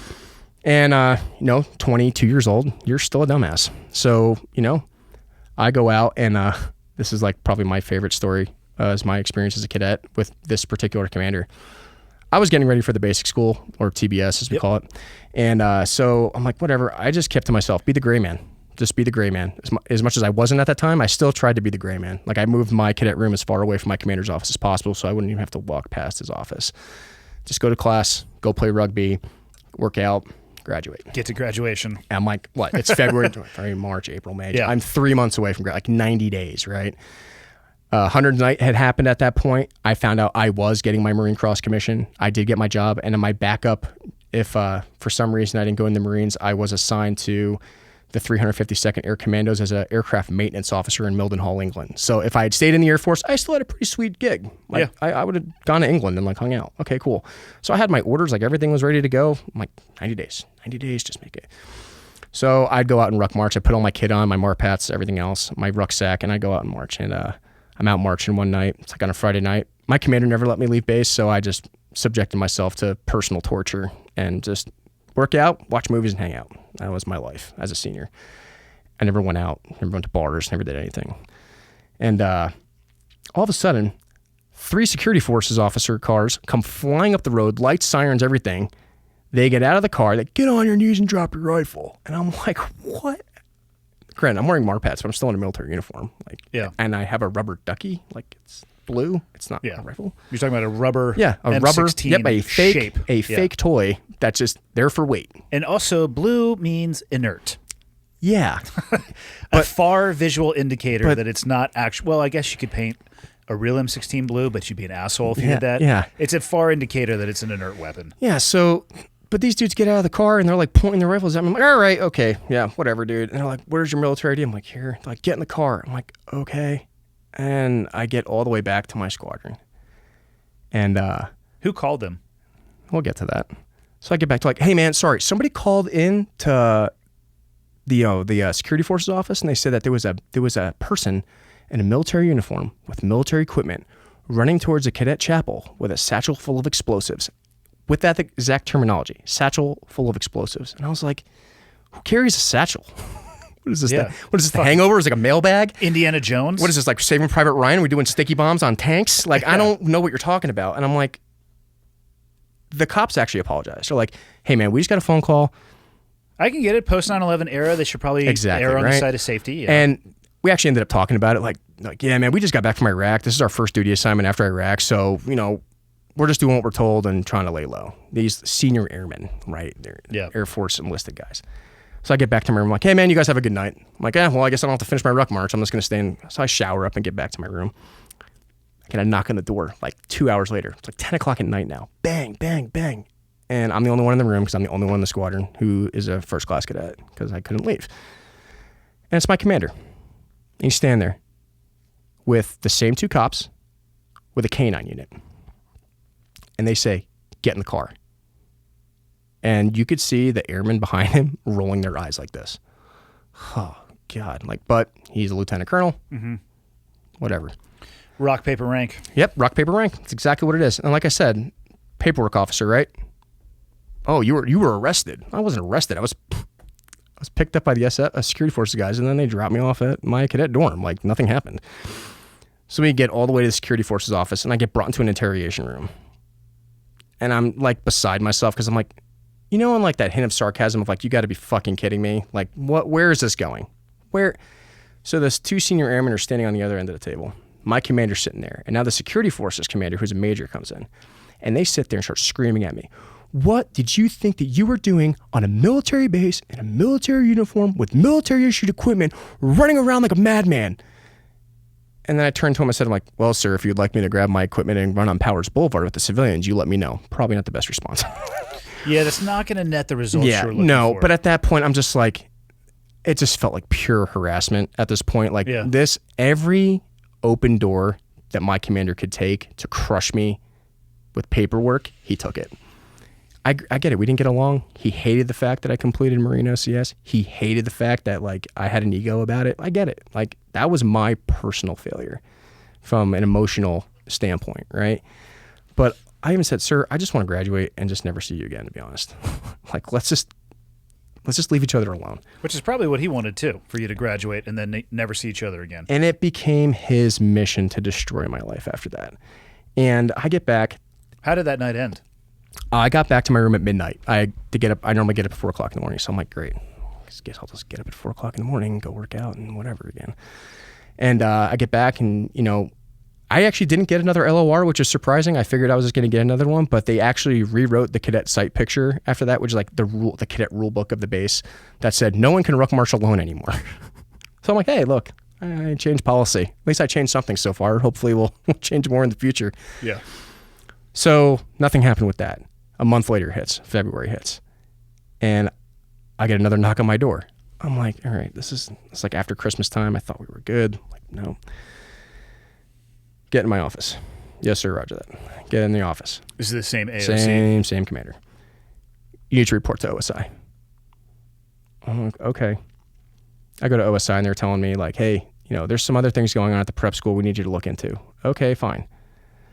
And basically OSI was telling my commander they needed to talk to me because I was kind of like being quiet because I'm like, I kind of don't want to be involved with whatever you guys are doing anymore because I just want to graduate. Yeah. So that was the way that getting me to the office.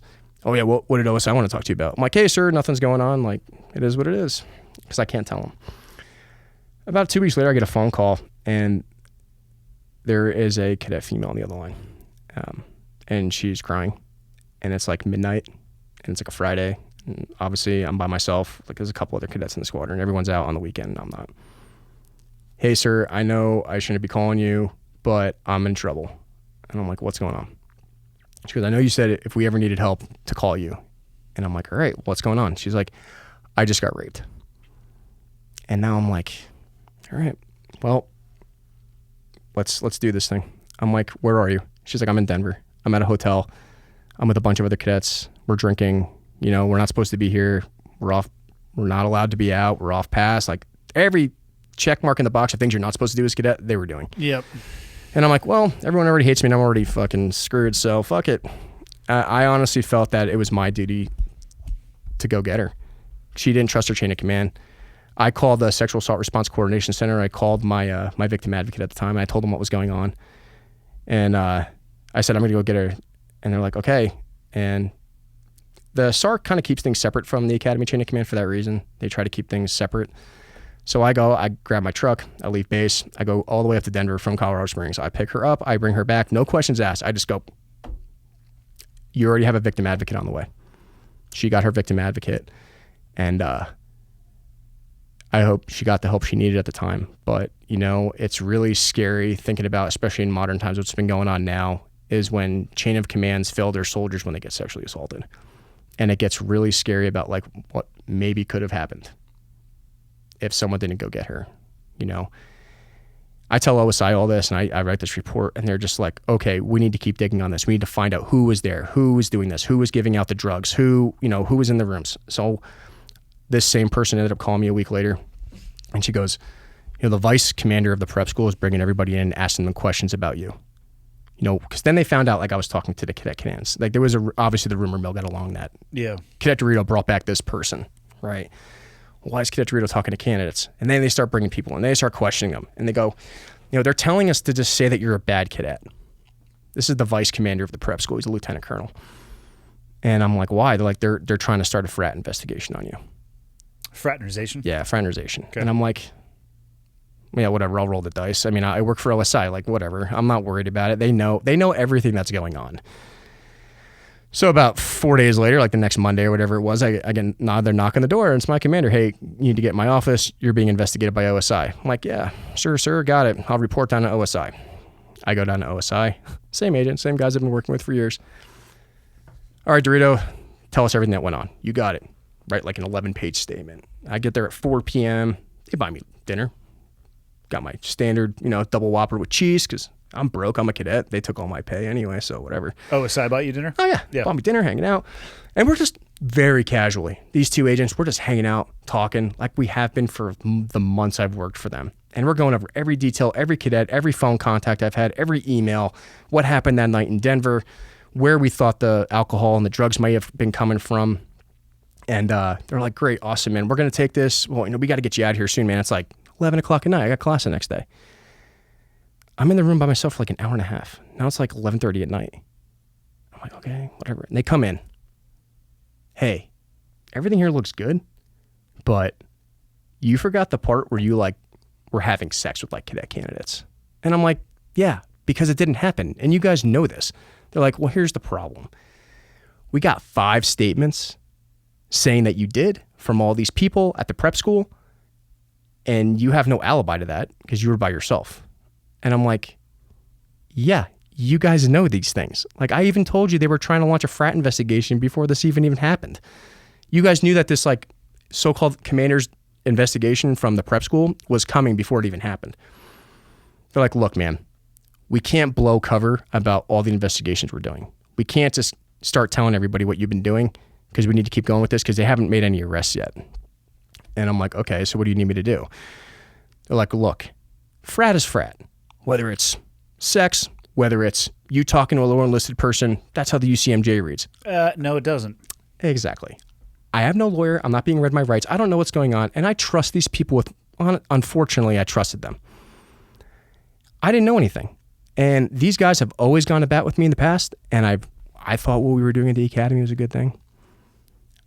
I felt like the impact we were making at the academy was going to make some real changes, because the academy had a problem at the time.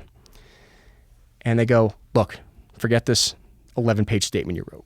They scoot it over. They come in with a pre-written confession. And they sit there and go, did you have sex with a cadet candidate? They wrote, just write yes.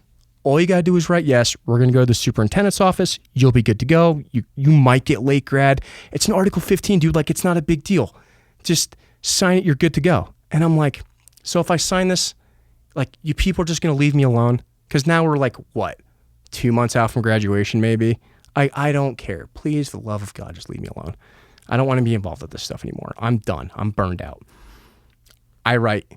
It was really weird. It was like, you're hesitant. You're sitting there going like, Y-E-S. And the second I finished writing that S, they rip the paper from the table. They lift me up from the chair. It's like 2:00 in the morning at this point. I'm tired. I don't know what's going on. They walk me out. They fingerprint me. They take my mugshot. There is a enlisted NCO standing there, escorts me back to the academy. He goes, hey, I just want to let you know you're on suicide watch. And I'm like, what is going on right now? My commander meets me back at the squadron. He goes, hey, I just want to let you know you have a no contact order. You're not allowed to contact anyone past, present, or future who's ever been associated with the prep school. He's like, you are on official investigation for fraternization, and you're going to be getting an Article 15 by the Commandant, the 1-star, this week. He's like, you're just a failure. Is there any record of what happened in that interrogation room? Audio or video? No, we've FOIA requested them. They didn't exist, or they got rid of them. We've tried. We can't get anything from them.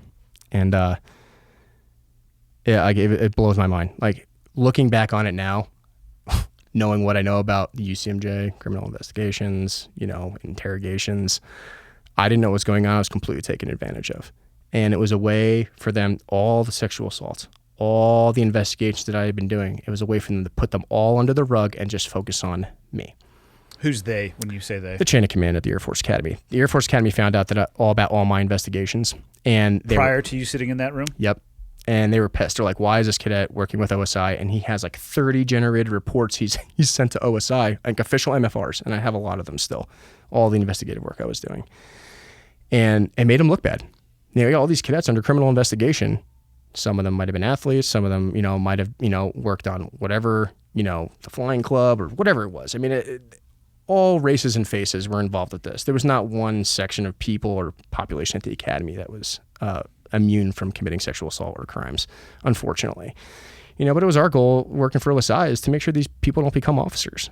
That was the whole point. Like in some of the experiences you've had, some bad apples make it through the pipeline. Yeah. And it was our job to try to help that. And I honestly thought what I was doing was for the greater good, and I was just completely taken advantage of. So I get back, and my commander also tells me, you're not playing rugby anymore. So he took away the only social outlet I had, and I was embarrassed. Like, I couldn't play rugby anymore. The only thing I was allowed to do was go to the bathroom, go to my cadet room, and go to class. And I had to sign in and out of my room every time and present a copy of that roster every day to my commander. Everyone was completely isolated from me. Like, there was no participation. Did they know why they were isolated from you? No, but my commander just pretty much inferred that Cadet DeRito was pretty much getting kicked out, so no one talked to this cadet. And the really weird thing about all of this was it was so well coordinated.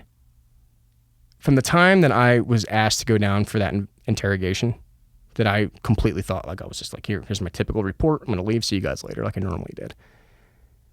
I was in there for like almost 10, 11 hours. I get back to the unit or the squadron, and I'm automatically given all these things like they were pre-prepared. It's like they knew exactly what they were doing. It was like, we finally have a way to get him out.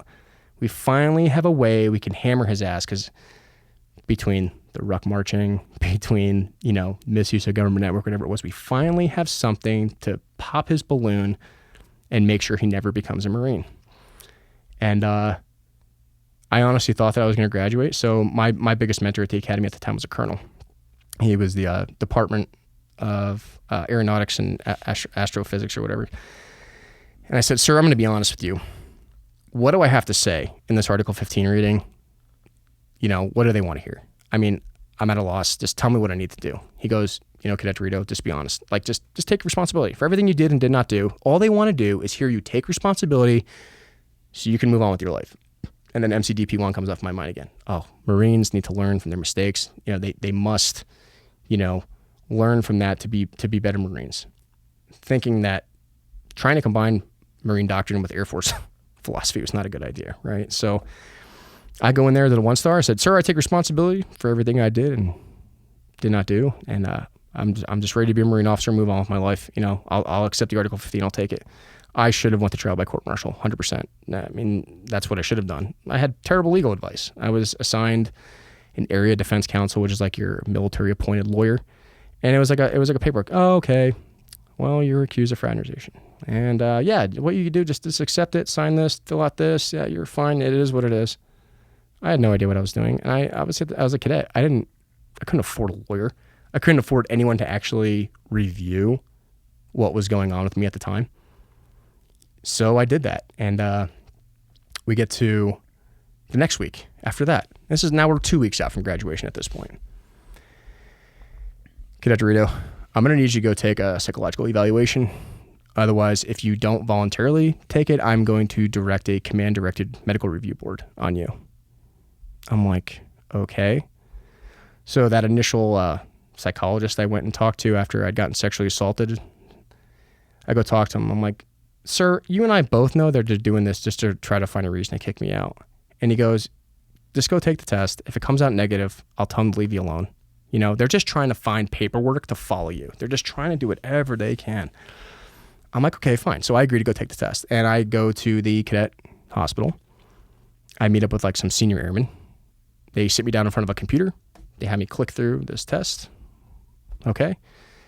Results come back. Major Todd comes back and goes, yeah, you're good to go. Nothing came up on your diagnosis. My commander's like pissed. He's like, he was trying to find that. He was trying to prove that I was crazy, basically. And everything he tried just wasn't successful. And so, okay, nothing comes up. No psychological diagnosis, no nothing. We get to the graduation ceremony week. Thunderbirds are there. Everyone's getting ready. I'm like, man, made it. This is it, man. Like, yeah, they gave me an Article 15, they whatever, but I'm not out. I finished my classes. I finished all my finals. I finished all my requirements for graduation. I'm like, they would never let me get this far if they had a real reason to get me out, So there's a parade the day before graduation, and put on my parade dress. My family's out there, my mom, my grandma, my sisters, and do the parade. We march, and my mom, General Gould still has to make a decision whether I'm going to graduate tomorrow or whether I'm going to get that 30-day late grad period, which is like your standard. If you kind of fucked up to the academy, they'll give you 30-day late grad. And then instead of getting 60 days of leave, you get 30 days of leave, and then you report to your duty station. Okay. At this point, I'll take the 30 days. I don't care. She goes up to Lieutenant General Michael Gould and right to his face, my mom, Jersey woman, do the right thing. Right to his face. Did she have any idea of what was going on behind the scenes? Trying to explain this to your family is like trying to explain quantum physics to a monkey. Especially if you're doing it much later on and they don't have the build-up or understanding. Everything was so fast and so furious at this point, like even I didn't understand what was going on. And it's taken me almost 10 years to understand what was really going on behind the scenes down there. And, I'm like, Mom, I'm kind of, they say I'm in trouble. They say I did this. It didn't happen. And regardless, the general has to make a decision whether I'm going to graduate tomorrow or 30 days from now. That's kind of like how I summed it up to her. And she just, like I said, in the badass Jersey woman she is, just goes right to this lieutenant general, points at him and goes, do the right thing, and walks away. Next day goes around and we're getting ready for graduation. I'm putting my parade dress on in my room and my commander comes up to me and goes, "You're not graduating today. Take your shit off." Wow, talk about an emotional roller coaster, right? So they make me put my service dress on and my grandmother gets out of her wheelchair and tries to slap my commander across the face. It's not a good move. Yeah, and he took a step back and just acted like she wasn't there. Whatever. What is this old woman going to do? Right? Okay. I can understand my family's upset. If anyone should be upset, it's probably me. But me, I'm just trying to like hold it together. Hey, all right, look, 30 days, I'm fine. Like, let's just go to the graduation ceremony, see the Thunderbirds, whatever. All right, Mom, see you later. So one of the guys I went to Marine OCS with, he was also on a 30-day, if TOW's orders kicked in, and he couldn't afford to fly home. So he's like, I'll just stay with you at the academy, and we'll just hang out for 30 days. So we get assigned to go build a gazebo at the airfield. I had soloed and did my 5 jumps in jump school there. So I was like, yeah, I'll go work at the airfield for 30 days as a fake non-second lieutenant semi-cadet, right? So we go down there, we build this gazebo, and I get 30 days comes up. I get a phone call. Hey, you need to report to the superintendent's office, for the lieutenant general. Copy that. Put my service dress on, report in, sits down. He's like, did you learn your lesson? Yes, sir. Roger that. Okay. I leave his office. About 20 minutes later, someone comes to my room. You are hereby disenrolled from the Air Force Academy. You have 4 hours to leave base. You now owe the government over $200,000. You will be escorted off the space as fast as possible. I'm like, what? First of all, what I don't understand is, and now I understand this, you can't kick somebody out of the military in 4 hours. I didn't hand in my military ID card. I did not get my medical records. They pretty much said, "Are you going to kill yourself?" No? All right, cool. Here, sign this letter saying you're now allowed back on base for 7 years, and that's how we're going to handle that. Yeah, they have to administratively separate you as well. You can't just say, "Hey, get out of here." I didn't even get a DD-214. I didn't get a DD-214 until that following September. And it was backdated to like June 26, 2010. So they just throw me off base. Since I had their Article 15, they took all my pay. And they just threw me on the street, literally, with my cadet trunk, whatever I had on my back, and said, figure it out. What day did it have on your DD-214 as your last day in service? June 26, 2010. Was that the day that they threw you out? That was the day they threw me out. It was literally 4 years to the date because I in process in 2006. I wonder how they were able to get that thing signed on that day, because it takes a while to get somebody out of the military. Like I said, every person I've ever talked to says there are pedophiles who I've escorted personally around with the MPs who at least have to go to a transition class before they go to prison or whatever it is. Yeah. You know what I mean? It just seemed like everything was pre-set up. It honestly seemed very staged. And even when I got my DD-214, it wasn't even like filled out right. And the thing was, I still had orders in my Air Force assignment. They blocked my TBS orders to the Marine Corps, but I still had NATO orders to report to Mildenhall, and I was getting phone calls that summer. Where are you? Hey, Second Lieutenant DeRito, where the hell are you? I'm like, I'm not in the military anymore. Like, not according to our orders, you weren't. I'm like, what? And then none of that made sense to me until about 5 or 6 weeks ago, and I'll explain that later. But so I had family friends in Parker, Colorado, and they took me in, and I moved into their basement. I couldn't afford to go home. And I had no money. I had nothing. So I started going to the gym every day, and I eventually got a gym. Working out there at the gym, I got a job as a personal trainer. And started working out and met with a bunch of people, started making some more money. And one day this guy walks up to me. I had a Marine Corps, one of those stupid recruiter keychains on my truck keys. And this guy walks up to me and he goes, "Hey, were you in the Marines?" I was like, "Nah, well, I finished OCS." And long backstory to that. I have no idea who this man was. He goes, "Well, I was in the Marines." And he start talking. This guy was a Fallujah veteran, was in Afghanistan as well. And he goes, "Well, I'm a lawyer." And he goes, "If you train me for free, I'll trade you hours." That's a good deal. And I'm broke. So I'm like, this is an even better deal. I will 100% take this. He goes, "If you train me for free and help me fix my knee," because he needed to fix his knee enough so he can get surgery from the VA because he got blown up a few times. He goes, "Well, the VA says I need to lose some weight and be conditioned right for surgery. You help me get there, and I'll help you with your case." And did you even realize you had a case at that point? No, I was just trying to file for the Air Force Records Review, Air Force Board of Military Corrections, right? So I'm going to file to this and then hopefully get an appeal, right? And obviously it was getting denied. Like, "Oh, you're just a terrible person." Okay, well, that's what the Air Force Academy says, and I guess forget doing an investigation. Tried getting Congress people involved. They didn't want to get involved. Congressman Scott Garrett, the guy who appointed me, didn't even acknowledge my existence, right? So I was kind of in between a rock and a hard place of what to do. So we start digging and find out, like, well, they didn't really follow correct procedure on anything that they were doing here. And then some things start coming out of the woodwork. I tried getting back into the military because putting $200-something thousand in your credit report completely crushes you. You can't borrow $5 from anything, right? Yeah. So it's like very intentional. Like you can't recover from that. What do you have, a mortgage? I'm like, no. I completed a degree that I don't have. So I went back to school and I was like, I'm gonna just knock out another undergrad. I'm not gonna wait for the Air Force to correct themselves. I'm just gonna go and move on. I'm gonna push forward as fast as I can on this. So I got knock out a undergrad degree at UC Denver in psychology while I was personal training. So I had personal training in the morning, go to class at night, and everything else. And it was actually kind of cool. So I'm like the older guy in class, and I'm like, wow, this is what civilian college is like. I'm like, this is awesome. It was actually a lot of fun. I really enjoyed my 2 years at UC Denver. And basically what I had to do is complete a bunch of classes I didn't complete at the academy. We don't do a lot of humanities courses at the academy. Doesn't surprise me. They're like, yeah, you need to finish some humanities courses. I'm like, okay, well, I'll just knock out some humanities courses that doesn't involve figuring out how to put a rocket into space. I mean, I was not Elon Musk, believe me. I could barely calculate what 2 + 4 was, right? So I finished that off, and my life changed a little bit more after that. Things started getting better. So I see an ad in the newspaper to work in the energy industry. I have no idea what that is, and my family friends I was living with at the time, they were in the energy industry. They're like, Adam, if you want to talk about a fresh start, go for that interview.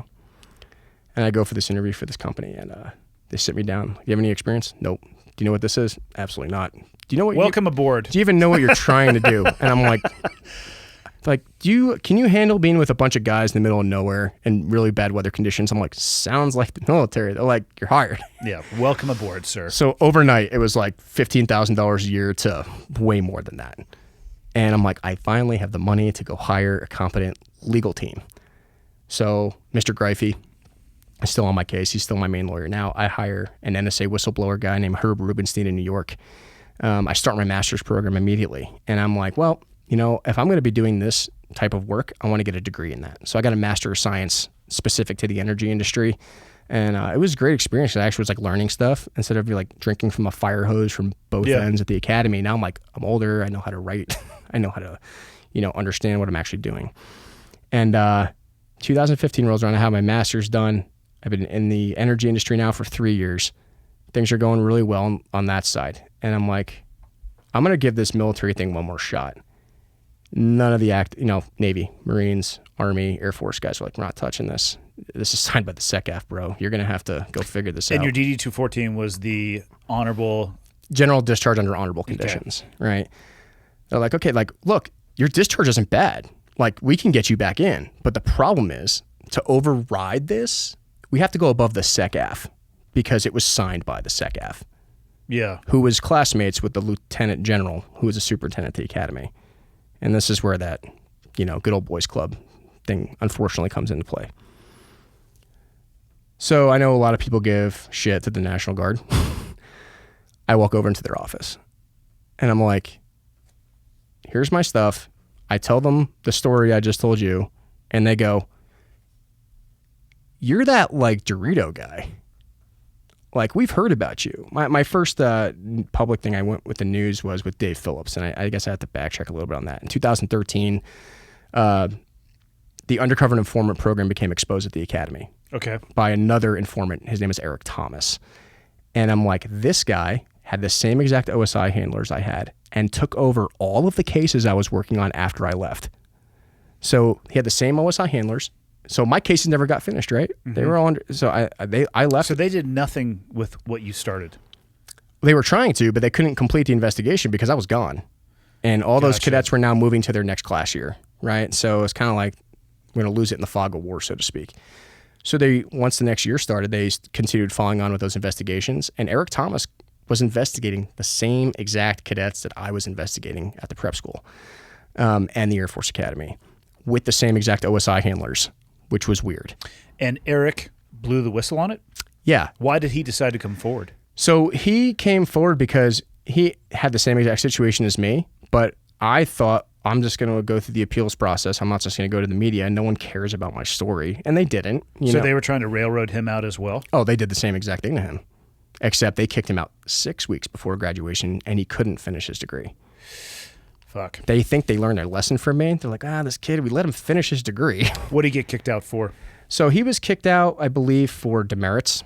You know, like, oh, you did these bad things, we're going to kick you out for demerits. Like a cumulative count of demerits? Yep, cumulative count of demerits. How often does that happen at the academy? Well, every time you get in trouble or whatever, like, here's 5 demerits. No, I 10. mean, how often does somebody get kicked out on the basis of demerits alone? I honestly don't know the statistics on that. I mean, I would say more than a few a year. Okay. You know what I mean? Like, it's, yeah.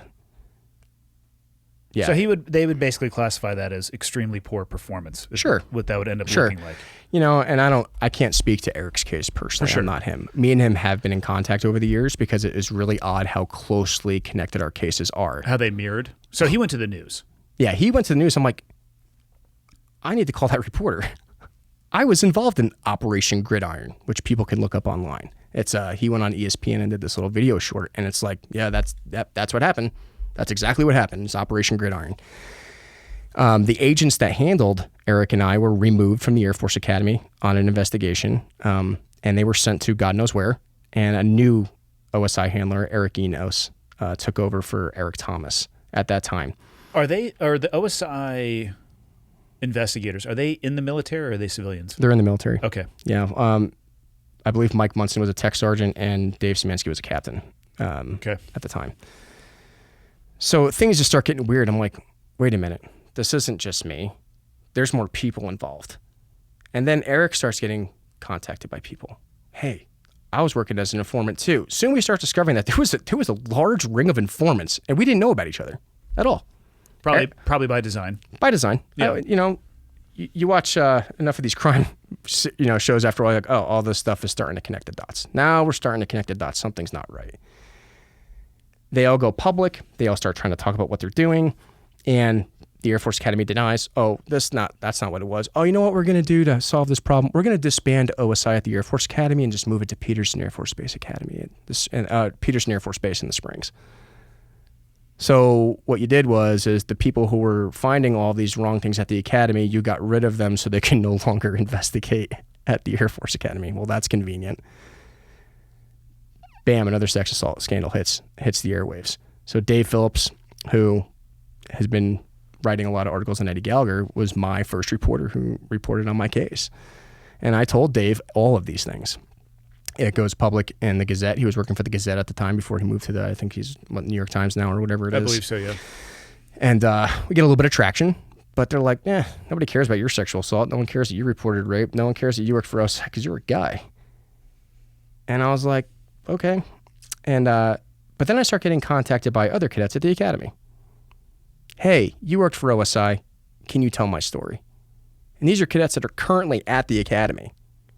Who want what happened to them to come out? Yeah, because their chain of command isn't doing anything. And it's like, this stuff is still going on. It hasn't stopped. I started my investigations for OSI from 2008 to 2010. This is now 2013, 14, 15 timeframe. And it hasn't stopped. All these things that are going on at the academy are still going on, and nobody's doing anything about it. The only thing they're doing is hiding it from the media. I mean, God forbid if these statistics get out for having to report sexual assault to the DOD, it just makes the academy look bad. And, that's the cost of loyalty. The cost of loyalty at the academy is it is expected that you protect the institution at all costs, by whatever means that may be. And when I graduated from OCS, I'll never forget what my platoon commander said to me. He said, when you graduate from here, when you go back to where you come from, you owe the institution something. Now it started to click with me. I'm like, this is my mission. I love the Air Force Academy. I still do. I have nothing against what happened to me there. I get it. Some of it was by my own action. I drew attention to myself. I get it. But helping resolve the problems of sexual assault and all the things that were going on at the academy, it is imperative that we fix these issues. Because if we don't, who is leading our military? How pervasive was it? I investigated personally about 30 people. 28 of them are serving as officers today. And if we're talking about what we need to do to help, what can we do to fix this place? Like I said, I love the Air Force Academy. I am proud to have so-called graduated from there. I would never change my experience for anything. It made me who I am today, and I have a massive respect for the graduate community. Most people who graduate from these academies are great officers. They're great people. They do good things. You know, and unfortunately, you get involved in the machine in the military, and some people, by the time they hit captain, if they're not going to make the major board, they decide that they're worth more in the civilian world. Yeah, they self-select. And those great officers who really are making a difference in their units, they get out. And then some of the people who make it through the system, not all of them, but they're the people who say yes. They're the people who the reports don't go forward. They're the reports that nothing is done about. And I think that draws a parallel to what happened with Specialist Vanessa Gillen. And obviously I was never stationed at Fort Hood. This is the woman that was just killed, correct? Yeah. And it's weird because if you start drawing parallels to different things that I have seen on the sexual assault side and what, you know, this person or this soldier apparently reported this, nobody did anything about it. Can you lay the parallels out? Because I'm not incredibly familiar with her case. So her, from what I understand from the little bit I've read, you know, is this particular soldier had reported sexual assault. She did? She did. Okay. And her chain of command kind of put it by the wayside as, whatever. You know, there was no formal complaint process started. There was never an investigation. This person kept harassing her. And I would have guessed in the military that it would be a mandatory reporting event. It is. And I think what really, and like I said, we don't know all the details of the case. And I know none of them, for clarity, nor for do people I. listening. The only thing that I can say is what I've read, right? But what was weird is parts of her chain of command reported her present for formation. She wasn't there. You know, part of her chain of command, you know, maybe didn't do everything they could have done to stop it. Possibly. We don't know. And what I can see of my parallels to the academy is there was some instances where I did intervene and I did stop it and I did report it and nothing was done to help that person. You're talking about the victim. The victim. Yeah. Some of those people never graduated from the academy. Some of them just quit. They couldn't mentally take it anymore because they were sexually assaulted and they felt like everyone was against them because they were trying to report sexual assault and they were railroaded out of the academy. And that's not the type of officers that we want. You know, if you're going to be an officer, you know, you take a solemn oath of the greater love concept. If you're not willing to do what is right for your people, because you do in fact love them as your commander or whatever it is, then what is your true objective point at being an officer? You're going to complete the mission, but you need to make sure that your people trust you and want to follow you and want to do those things. But if that essence of careerism is pervasive in the ranks and now things aren't being done to help those soldiers or those airmen, Marines, and sailors complete the mission and they have a lack of confidence in their chain of command, then what kind of environment is that creating for us? And I think that's a dangerous threshold that, you know, has been brought to light more recently. I lucked out. So when I went into the National Guard's office, they were aware of my case, you know, and they sat me down and said, well, here's the thing. We can get you back in, but you have to do a few things. And I said, what is that? They said, 1, you have to go into this specialized unit. Okay. 2, you have to have this specific MOS. Okay. Which is a military occupational specialty. Yep. Job title for people listening. And I had jump experience at the academy, so I decided I was going to go be a rigger for this unit. And they said, on top of that, since you had a 3-year break in service, since I got out in 2010, you're going to go be a basic trainee. Copy that. So they put me in at the highest rank they could, and they threw me into basic training. I report to Fort Jackson in 2015. And I go do basic training, and it was kind of funny because even the drill instructors were like, why is this dude here? And they pull me into their office one day, and they're like, hey, DeRito, we looked you up, and you working for CID? And I'm just like, Valid question. Valid at that question, point. sir. No, actually, I'm actually here to serve my country, and I just want to do my job. I'm here to get through the training required from the unit that I'm assigned to. Yeah, whatever, man. We got our eyes on you.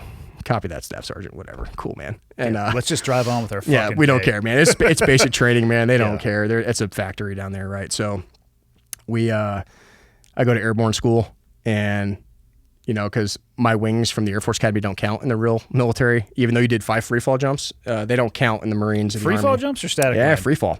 5 free fall jumps Yep. should count for exactly 2 things: jack and shit. Exactly. Let's be very clear about Exactly. that. So And I'm glad you went back to Benning. Yeah, I think that someone like you would probably know the Yeah. factors on that. A lot of Air Force cadets who go from the academy actually do graduate and wear their wings because they're authorized by the Air Force Academy. After those 5 jumps? Yep, and Yeah. I'm just like, I wouldn't tell anybody in the Army Fuck that. those people. 5 jumps is not a good amount of No, experience. and I'm not gonna lie, I still have the videos for my free fall jumps. They're terrible. Yeah. I'm like, I don't even know how I. You basically, it sounds like you went through AFF where people were holding on to you. Oh no, it's you just jump out with a chute with no one with you. Your first time ever. So my first time ever jumping out of an airplane was by myself with a free fall chute, and I had no idea what I was doing, and I was hoping to God that I didn't die. It was Only in the military does that training pipeline make sense. it was green, blue, green, blue, green, green, green, green, green, pull, and hooray, I survived. Okay. So I go to Benning, and the cool thing was when I was at Benning at jump school was it was all Special Forces support guys, MARSOC, SEALs, and a few other cool dudes, right? So they're all in their training pipelines doing whatever. So it was fun. It was cool. I hung out most of the time. I hung out with the MARSOC guys, and I hung out with the SEALs, and we go out and we get ready for PT, and we go do this thing, and we're on jump 3. And the weather just fucking sucks. And we run to the airfield in the morning, and we sit in that shed for like 15 fucking hours. And Probably jocked up too. Huh? oh, dude, we can't pee. Yeah. They won't let us take our shit off because they don't I don't want want to give you another JMPI. No, absolutely not. I see this like Sergeant First Class whip out a plastic bag and I'm pissing myself right now. And just sits there and does Hey it. man, solve the problem you have Yep. in front of you. Yep. And so the entire shed smells like piss and poop because I'm pretty sure people are pooping themselves at this point. It's 15 hours sitting in that shed. Yeah. C-130 shows up. There's a break in the weather. Bam, let's go to jump. Third jump, we have like 2 more days to finish our 5 so we can go to our next training assignment, right? So they're just trying to get us out of the goddamn airplane. And we get in the C-130 and we go up, and 4 hours we're doing circles. They can't find a window. They're like, all right, we got a window, and the person next to me leans over to one of the SEALs and just throws up right in his lap, and he just goes, "Oh, bro." And just like, "Oh, bro." And then everyone down the plane God just starts damn throwing it. up. So we've been in this plane for 4 hours. Everyone's throwing up. And it's like an old C-130 that just smells like burning hydraulic fluid. That's because there's hydraulic fluid burning. Yeah. And I'm on the first stick. Thank you, God. I don't even care if the chute opens at this time. Just get me out of the plane. I hook up, and we're like sprinting towards the door to get out. And the second I hit the door, red light, red light, red light, hand in front, I'm like, nope, I'm gone. I committed. Hey, I committed. I'm taking my life into my own hands at this point. I turn and I jump, and as I did that, the plane hit bad turbulence. So the right wing comes up. I'm going out the right side door. My chute instantaneously comes out of the deployment bag, but then like slinkies back on itself. And I'm out the door, and I kind of feel an opening shock, and I'm the last guy out the door. And it's like, look around for your fellow jumpers. And I'm like, I am way, way below everybody else. And I look up, and I have like a partially inflated chute. And I'm like, and I see like the Humvee driving towards me, and they're yelling on the megaphones. Probably time to deploy Hey, your reserve. dumbass, pull your reserve. And I'm like, oh, yeah, ground. Okay. I pull my reserve, and it like slinkies out because I'm like just not going fast enough or it won't instantly deploy, but then it finally deploys, and it takes the tension off my lines. My chute inflates, and I hit the ground with 2 full chutes. I lucked out. I got really lucky. And then I got yelled at for opening my reserve, and I'm like, That's the jumper's call. I made my decision. I Yeah. pulled it, and I didn't break my legs. That's the and- jumper's call. If you want to pull your reserve, you pull your reserve. There's a time and place to not do that, Yep. but it's your decision as the jumper. I would agree. And so great. I go finish rigger school. I come back to my unit, and we go out to Utah, and we were training on the new RA1 system. So we were replacing Raider the and MC4. shooter? Yeah. So we were replacing the MC4 at this time in our unit. So we have to go off to do our new pack training. So we go out to Utah with the battalion out there, and we're out having a good time on the town that night after training class, and I meet up with a bunch of Apache guys. There's an Apache unit out in Utah. And I sat down, I kind of was telling the chief warrant officers my story, like, I've kind of heard about you. Like, I'm like this mystical unicorn somewhere in the military. I don't know why, but I guess my name comes up every once in a while. You should come talk to our commander. So I go and interview with him, and he goes, I want you to put in your packet. He goes, you want to be an officer? I'm going to let you come in as a chief warrant officer. I'll give you your dream back, and you can go fly. Now it's going to be Apaches, but hey, Apache's an Apache. Yeah, still off the ground. Fucking cool as shit, right? So I go tell my unit this, and my battalion commander, my company commander, full support, especially given the circumstances. From your guard unit. Yep, from my guard unit. So, since everything has been going on for the past 2 years, so I've been in the unit for 2 years at this time, they're just like, man, I'm glad it's all working out for you. And I'm really glad that you're going to get your shot. And I go down to Fort Carson, and like we said before, get to the final duty station with the doctor, and I have 7 psychological conditions. What doesn't make any sense is, why didn't this come up in MEPS? Like we've mentioned before. Why wasn't any of this caught until I wanted to put in a commissioning packet to go fly? It seems really weird and vindictive and on purpose. But the Army has no control over this. They're like, hey, man, this is done by the Air Force. Were the doctors' names on there who put down those conditions? Yes. Yes, they were. So the Army goes, all right, because of the nature of your work and who you work with, we're going to go give you a third independent evaluation because we need to be sure. Yeah. Hey, this is what your record says. We got to go be sure, man. Copy that, sir. Roger that. Go take my evaluation. Nothing comes back. Negative. So the Air Force and Colorado was told by the Colorado National Guard, well, he's our soldier. He is in our unit. He holds, this clearance, and his records are inaccurate, and we need you to change them. No. Why? It begs the question of, if you know the record's wrong, if we demonstrated the records are wrong, why won't you change them? Well, how did they get in your record in the first place? We don't know. Did you ever go see Sykes and Shrinks to have those evaluations done? The only time that I ever had that experience was I was at the academy and I did that initial click button test with that senior airman, and they came back negative and there was nothing there. That was the only time I ever had somewhat of an interaction of a psychological test done in the Air Force. That seems like a stretch to say that 7 conditions would come from that click test. And they were very descriptive, and all these conditions that we have. So I do a FOIA request. I'm like, I want all of these records. And for people listening, that's freedom of information. Yeah, exactly. So I'm like, I want all these records. I want everything. And no response. Okay. So we show that these records from the Army are showing these psychological conditions from the Air Force. My lawyers draft a letter, and I march literally, this is 7 years, so I can go back on base.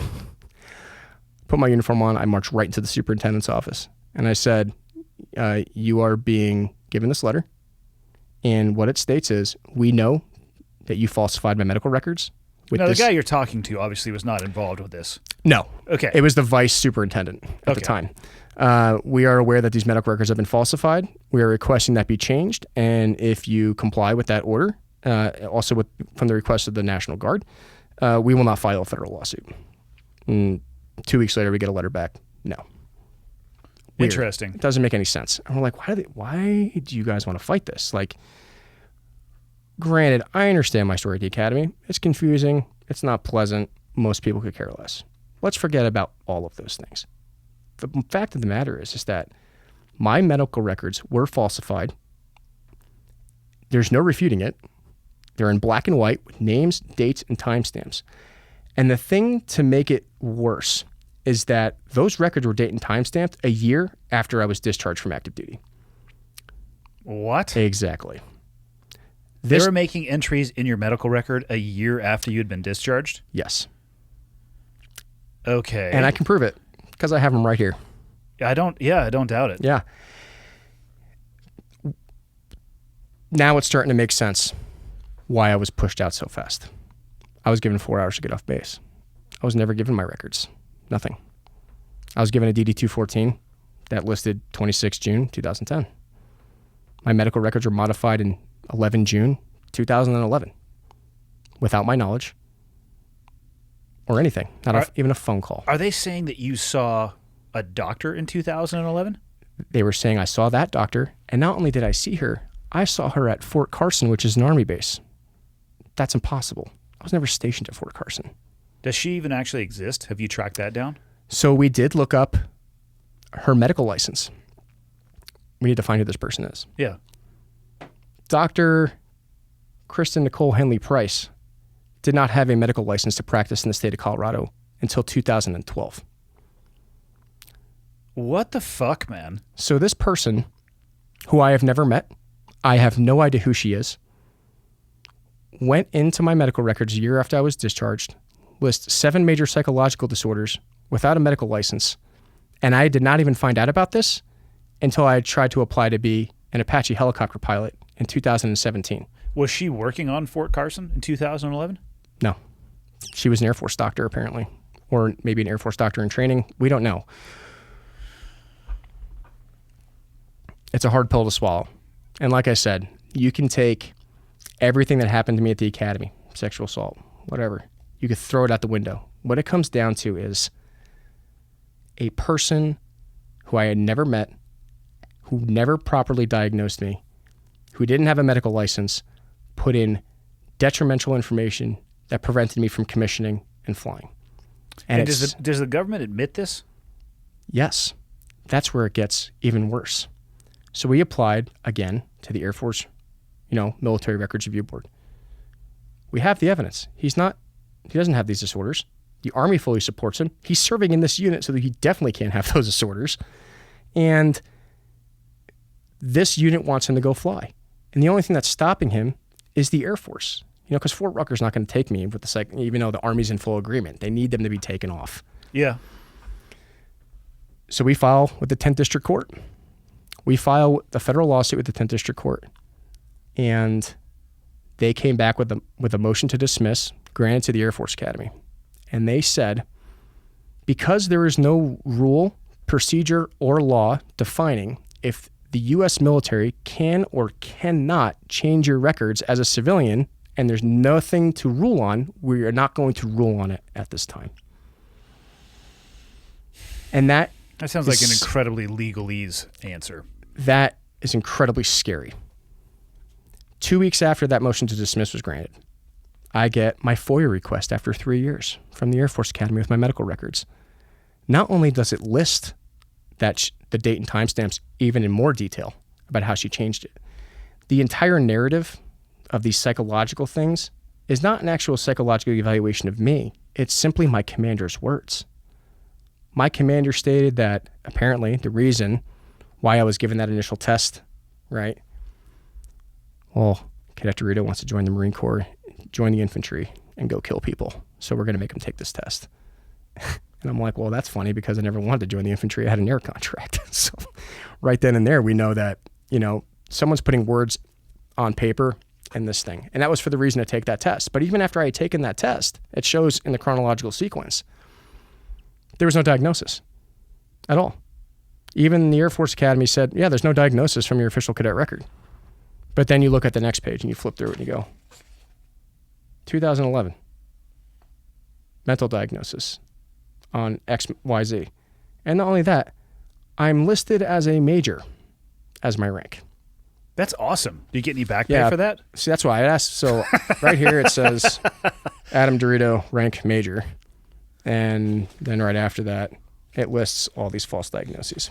So they were, let me see if I can figure this out. Yeah. So the doctor was taking the word or was receiving information from your AOC about you without ever speaking to you and made a medical diagnosis a year after you left the military.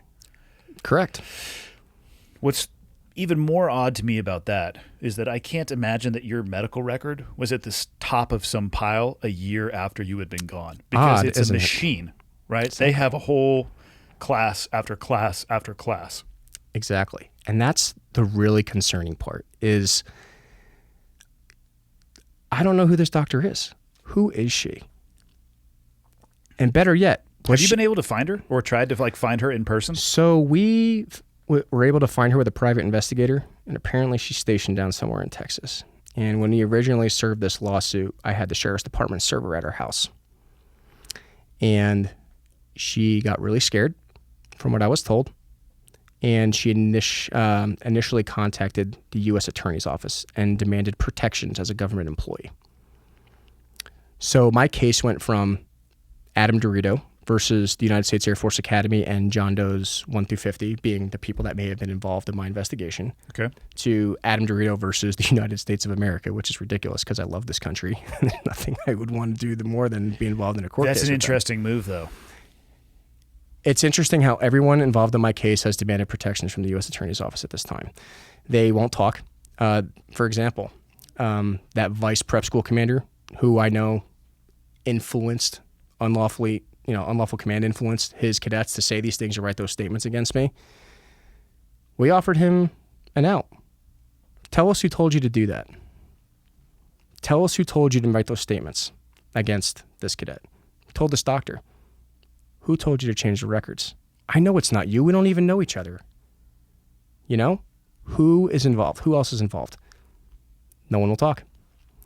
And a lot of the people that are involved in my case, and I'm still great friends with a lot of people at the academy, and some of the people that were really important in my case either speak out loudly and agree with the academy. Cadet DeRito was a terrible person and everything they say about him is true, even though I don't even know who they are, or I maybe knew them for 5 minutes in passing in the hallway. Or they go, DeRito, I'm going to be honest with you, man. I have a kid. I have a wife. Too much to I lose. got a pilot slot. I'm not going against the machine, man. It sucks what happened to you, but I wish you the best. And when CSNBC got involved, Jennifer Janish and Nora O'Donnell started interviewing some of those cadets I had brought up previously who were telling me information afterwards, right? I'm like, I can give you all the OSI information you want. Here's who you need to contact, who you need to interview. Let's talk about it. And this is when sexual assault became important again at the academy. And even the lieutenant general came on the news and was talking about, trying to solve sexual assault at the Air Force Academy. And what was really bothersome was that they didn't want to get me involved because, once again, your case is old and you're a male and no one's going to listen to you, even though I've been compiling this information. Like I said, at this point, I realized it's not just me anymore, and there was a pattern of behavior. All of these other cadets who had reported sexual assault were having their medical records changed, saying that they had psychological conditions. And the reason that we can only speculate of why they were doing this is because it delegitimizes the investigation. Well, if this person is reporting sexual assault, but this person obviously is deemed as psychologically incompetent, that sexual assault never happened, and we don't have to report it. How many people do you know of that have had that medical 6. condition? I know 6 for a fact who have come to me over the years, and they were raped or they were sexually assaulted. They reported it, and they had mental diagnoses put into their medical record that either 1, made them leave the Air Force, or 2, reclassified them into a different job that prevented them from flying or doing something with a clearance or something to that effect. And 3, lowered the reporting requirements of sexual assault. Not the reporting requirements, the reporting statistics at the Air Force Academy. It just makes the line chart a little bit lower. The Air Force Academy's got 30% reduction in assaults. Well, do you? Or are you just hiding something? And I'm not just speculating when I say that. There was a DOD IG investigation that came out in 2018. Sexual Assault Response Coordination Center that I worked with, some of the members there, they were all fired in one day. This person was a whistleblower, and they came forward. Civilian or civilian? Okay. Civilian. They came forward and said, some of these records are not being reported. Something's not right here. The DOD IG investigation came back and said, well, we did find that some of the reports were not being reported properly, but there is no way that people who had reported sexual assault were retaliated against. And unfortunately, that's because they're investigating themselves. If the Air Force Academy IG is coming back and saying, well, we did nothing wrong, and what we did giving out those punishments was correct, but yeah, we hid some reports and didn't put the numbers up there. That's concerning. It's very concerning. Describing is a complete and utter shit show. And like I said, when I first showed up at the Air Force Academy, you walk around that place and you see these monuments of men and women who came before you. I mean, the brushed steel and aluminum all around that place it's fantastic 1950s architecture. It's awe-inspiring. You get there and you're just overwhelmed with like, I am to take charge and be the next generation. And what the Air Force Academy stands for really holds a purpose in this nation. We need the academies. We do. We need those places to uphold the values of our military and lead our men and women in combat or whatever assignment they may go to. But what it comes down to is that there's only a small percentage of people that when it starts to affect their careers, it starts to affect their image, or it may affect maybe their next PCS station, that it seems that vindictive actions are taken. And it's dangerous because, I mean, there's 3 things I can think of off the top of my head, just isolating it back to my case. You know, if an Air Force affiliated doctor is doing this, then what else are they going to do? The funny thing is we ended up getting a letter back from that Air Force Records Review panel, and there was an Air Force affiliated doctor who even stated, the evidence does not substantiate these diagnoses and they should be removed. However, he should not be given his degree or commission. That is what the final Air Force Records Review panel said. So they admitted to falsifying my records, but they said, yeah, well, we're still not going to give you anything back that you earned. Which, in your situation, would still be okay because that would allow you to continue your dream and go fly. At this point, I have my master's degree. I have another undergrad. And what I've learned over the years is, well, a degree is a degree and a commission is a commission, honestly. Yeah. You know, and I just want to go fly. That's all I want to go do. And all I had to do is get this one medical record changed. And I'm with the Army now. The Army's been very good to me. They have. They've allowed me to work my civilian job, and they've allowed me to have fun on the side and still contribute to the mission. And they won't do it. And if an Air Force affiliated doctor is admitting that I was wrongfully diagnosed with several psychological disorders, then why won't the Air Force fix them? What would that look like? How does the Air Force fix your medical record? Someone goes in the computer and deletes those files and makes an annotation and sends it back to the Army. It's literally someone maybe taking 10 minutes of their time. So it's not a Herculean effort on the Air Force's side. No. But why won't they do it? It doesn't make any sense. And do you know of anybody else who's had something like this happen to that's prevented them from? Yeah, I know of. I won't mention their cases or names specifically because they are still dealing with it as well. But I know one person in particular where it pulled their pilot slot. It put them in a job they didn't want to be in and made them miserable for 5 years, and they just 5 and dived and got out. It prevented them from ever deploying. It prevented them from doing anything. They were stuck stateside in a desk job for 5 years and took away their dreams of anything they wanted to do. And another thing to this is, why did the Air Force change my medical records a year after I was discharged? That's scary. Because does this mean that they can do this to any veteran? And can a service component change them without notifying you or the VA? Because the first rule of being a doctor is first do no harm, right? Why are they doing this? I mean, I left with my medical records. I didn't. That's what I'm saying. Like, I don't know how they would modify my medical record. I don't, That's concerning, right? Because according to the motion to dismiss that Chief Justice Bremer had given us, the military can do this because there's no policy saying that they can't, which is an arbitrary legal jargon way of getting out of taking responsibility and holding accountability to the executive branch because, the executive branch falls under the military. We tried getting Congress involved. We tried getting Cory Gardner. We tried getting Michael Bennett, Kirsten Gillibrand, Scott Garrett, Jackie Spears, all these people that are projecting change in military sexual assault. And not one of them will do anything for my case, despite the fact that I have overwhelming evidence that I was retaliated against for reporting sexual assault. Overwhelming evidence. Like, this isn't arbitrary. This isn't he said, she said. And even if you take my personal sexual assault case completely out of the equation, if you take the Article 15 and frat thing completely out of the equation, I have a black and white document that states a name, a date, a time, and a place of a person who changed my medical record when I was a civilian And I never knew about it until I tried to go fly for the Army 6 years later. What do those people say when you approach them, all the names you just listed? No reply. Really? I have gotten a few emails back from staffers, and then at the end of the day, it's male sexual assault. You're not a soundbite, man. I can't imagine that's their actual response. That would be a dangerous email for somebody to send. They don't say those exact words. It's either the Air Force Academy says you're a terrible person, and we believe them, and good luck to you. And those emails I do have. And what other options do you have at this point? Like, what avenues can you still explore? And that's the last thing I really want to talk about is who will hold them accountable. You know, according to the motion to dismiss, the military has no civilian oversight, apparently. The judicial system can't come in and say, what the military did was wrong and we're going to correct this. I have always heard as a service member, you cannot sue the military.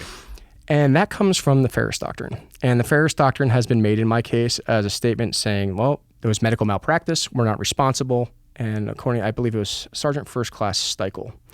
He's recently gotten the law changed where now you can appeal Ferris Doctrine decisions.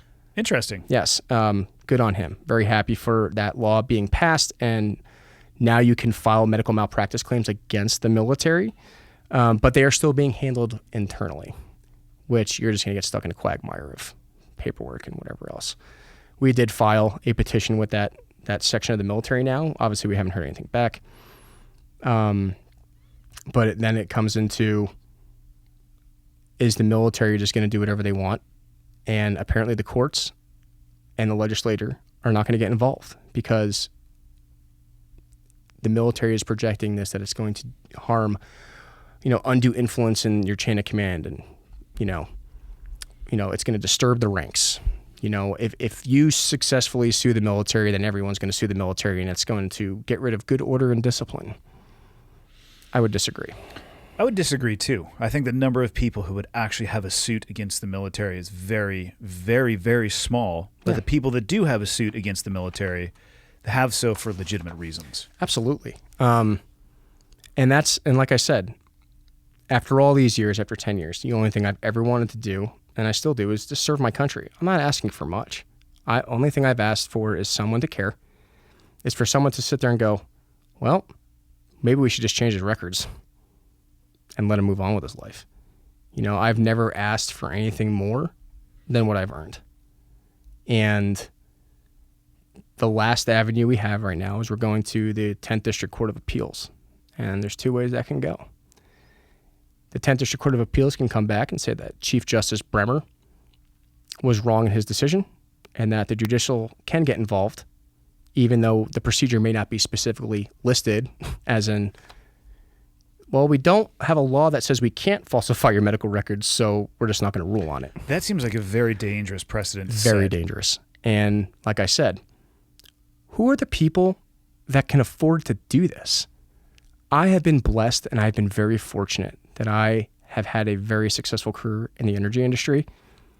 But I promise you, I have put all of my financial being towards this case. Yeah. And it has been extremely expensive. And even if you are afforded the opportunity to fly, you're not going to get that money back. Never.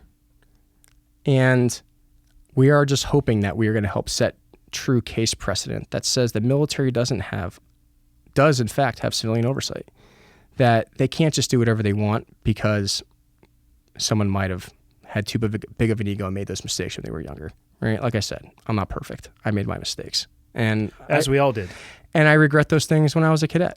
I was a fuckwit in my late teens and 20s. Believe me, I did everything I could to tarnish the reputation of the SEAL community as often as I could. I understand, and, I've sought penance for what I've done, but retrospectively, I love the military. I love serving this country. And, putting that flag on your uniform really means something. And I shit you not, man. I hear the national anthem, I still get chills down my spine. When I'm standing on I still cry half the time. When I'm standing Obviously, I'm wearing fucking dark sunglasses, so don't worry about it. Yeah, obviously. Jeez. One of the most disturbing parts of everything that you just described, believe me, it's very hard for me to sit here and absorb and listen to this and process this in real time.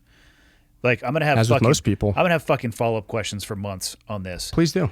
But I mean like my brain won't be able to shut off about it. No, you can just tell me about when your brain doesn't shut off, and then like I'll just like email you and go, it's okay, go to sleep. Yeah, but the keep me medical record entry, I don't understand. I don't understand why they would do that a year after you were out of the military. So when I left, I had my medical record and my service record, and I went and I got my DD-214. Yep. None of that happened to me. Which I can, and again, I don't know how you got ejected in 4 hours. That is, I mean, you are enlisted in the military when you're at the academy, right? No, you have like this arbitrary thing in the UCMJ where you're not enlisted, but you're not an officer. You're considered on cadet or midshipman status according to the UCMJ. So you are getting paid to be there. That might be how they were able to eject you so quickly. Because you weren't under an enlistment contract. Or were you?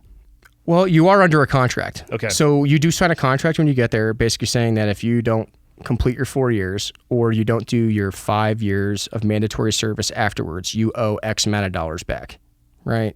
Which is not only what happened to me, but they also withheld the degree that I completed. Yeah. And so I leave the military, right? I left the last day of June in 2013. I would imagine that the military thought about me for precisely 0 fucking seconds after I left. Precisely. Because nobody gave a shit because the military is a wheel that is moving down the road. Exactly. And I think like you said, you've addressed this before. There's another guy to pick up your spot and keep on moving. We have shit to do. They tell you that they don't want you to drop. leave, and it's, God damn it, you are the weak. If you leave, it's going to be the weak link. And they're like, do you have a heartbeat? Get over here. Yeah. And the wheel keeps going. Exactly. I understand why they do that, and to a degree, you can kind of appreciate it because it plays towards your ego. But I don't know why they would take the time to add that. It's the timing aspect to me that doesn't make any sense. Yep. It's like someone has put this file, and there's a part of me that still believes that, that degree, that fancy diploma I paid for, they still haven't given me the money back for that either. It's sitting on a wooden plaque, and it's still sitting in the superintendent's office on a file cabinet. I don't think they ever made you a certificate. I paid for it, so they obviously made it. We just don't know where it is. It might be in very small pieces in a landfill. Yeah, probably. They took my $90 and ran with it, right? Fuck. But what bothers me is the amount of effort that the Air Force and the Air Force Academy and the officers that were involved in my case have gone through for a decade to make sure that this is squashed and is not talked about and is delegitimized in the eyes of the public. That AOC you had, is he still active duty? Yes, he's actually assigned to the Pentagon right now, and he was promoted. Okay. Yeah, I mean, we're talking 10 years ago. That's if the people stayed in the military, they have ascended the ladder from that time period. Yep. And like I said, it is not my place to call out individuals and who they are and what their names are. That's not the purpose of me talking to you today. I think it was a fear-induced action. I can speculate on who that person who may have directed those things to make those people do those things for whatever reason. But why a year later? Why? Exactly.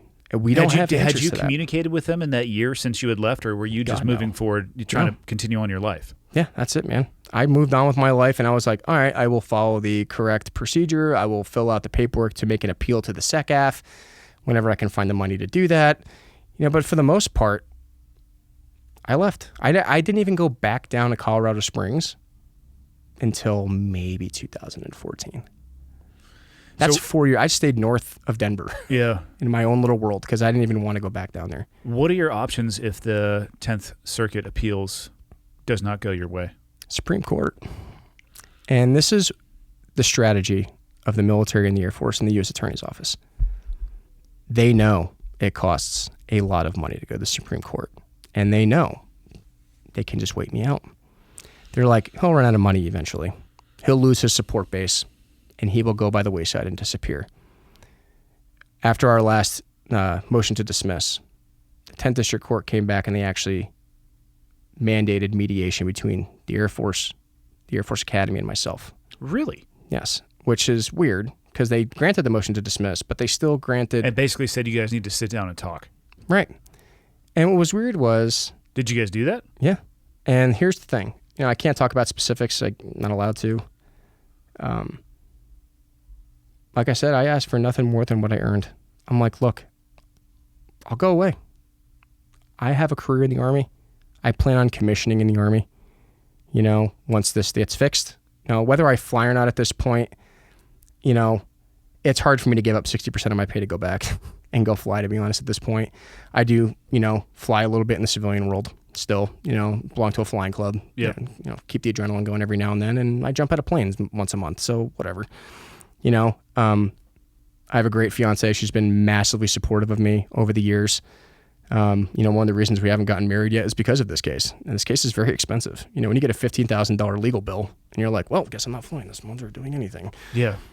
But, I'll work some more overtime. I'll make it work. If you end up being victorious in your endeavors in the courtroom, do they have to pay your lawyer fees? Can you get some of that money back? It would be nice. We've requested it. Okay. But it's even gotten to the point where it's like, I have been willing to just like, hey, just give me what you owe me. To just change the record, man. Please. I think that's a pretty good deal. Yeah. Minus the hundreds of thousands of dollars I've put into this case.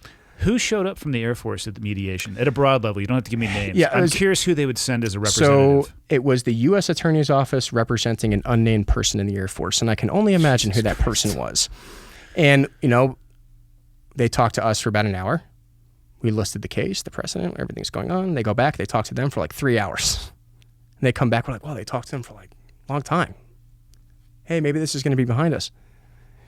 Basically, the short answer was kick rocks. We dare you. Keep going. And that's the scariest part of this, is that I know they're doing this to me, but how many other people has this happened to, or how many people have given up? How many people I got sexually assaulted, or I might have had a record change that I need to change and I can't get this done because the military just changed it, and they just don't have the means to fight it. They just disappear by the wayside. And I would tell you, I'd probably say like 99% of the people couldn't afford to do that. And it takes not only a lot of monetary investment, but the emotional investment that it has taken on me and my family. It hurts. It's been a decade, and it's like, you're just the guy that wasn't good enough. Well, the Air Force says this, and that's what it is. Christmas and Thanksgiving sometimes can get awkward. Yeah. Fuck, I bet. And, what we're hoping with this is that people realize this isn't just about getting justice in my case or the case of those other cadets. We need to ensure that this never happens again. And we need to set a precedent to make people care, because, why should people care? Well, if we're going to give the military undue power to just change your records when they don't like you, and then have a massive financial and emotional impact on that person's life. I know cadets who've committed suicide. Yeah, it doesn't surprise me, actually. I know people who haven't made it through this process, and I just hope that they can gain the strength from, listening to us talk, that reach out to me. I can help point you in the right direction. I can get you in contact with the right people. And I'm hoping that we can get a voice in Congress. I know the senators and Congress people I've dealt with have not cared, but heck, hey, Dan Crenshaw, shoot me an email. Maybe you can help us. Maybe get this on the table somewhere. Maybe launch an official congressional inquiry that will get somewhere, versus the simple response of where the military goes, no, they were just bad people.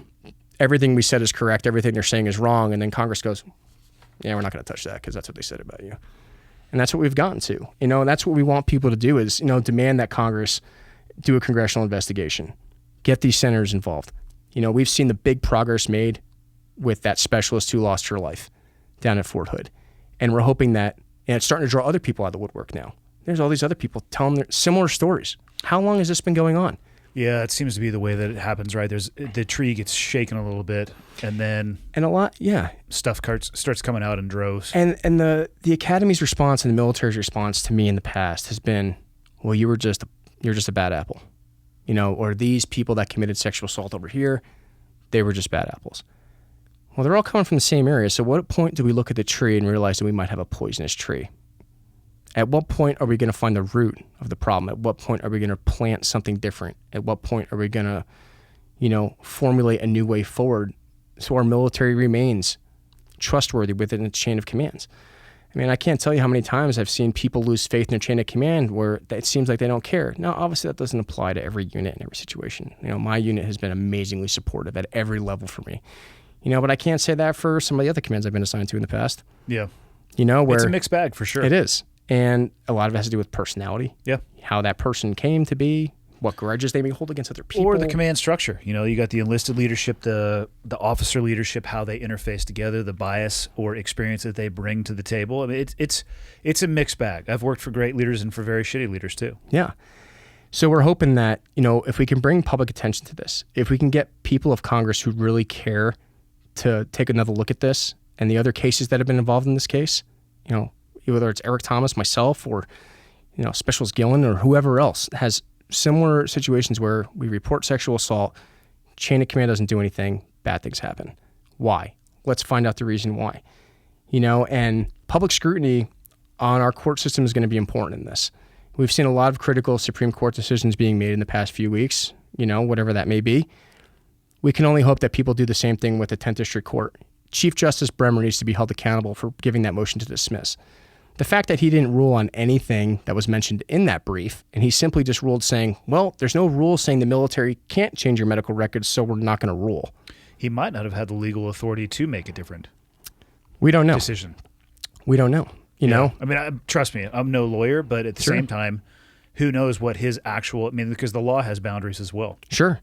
But like I said, I think that needs to change because otherwise this is going to keep happening again and again and again. And I honestly believe it makes our forces less effective. If people know that they're going to join the military and they theoretically something bad can happen to them and they have no recourse for those things, then what's going to encourage people who want to serve or the right people who want to serve? What kind of other people is that going to attract?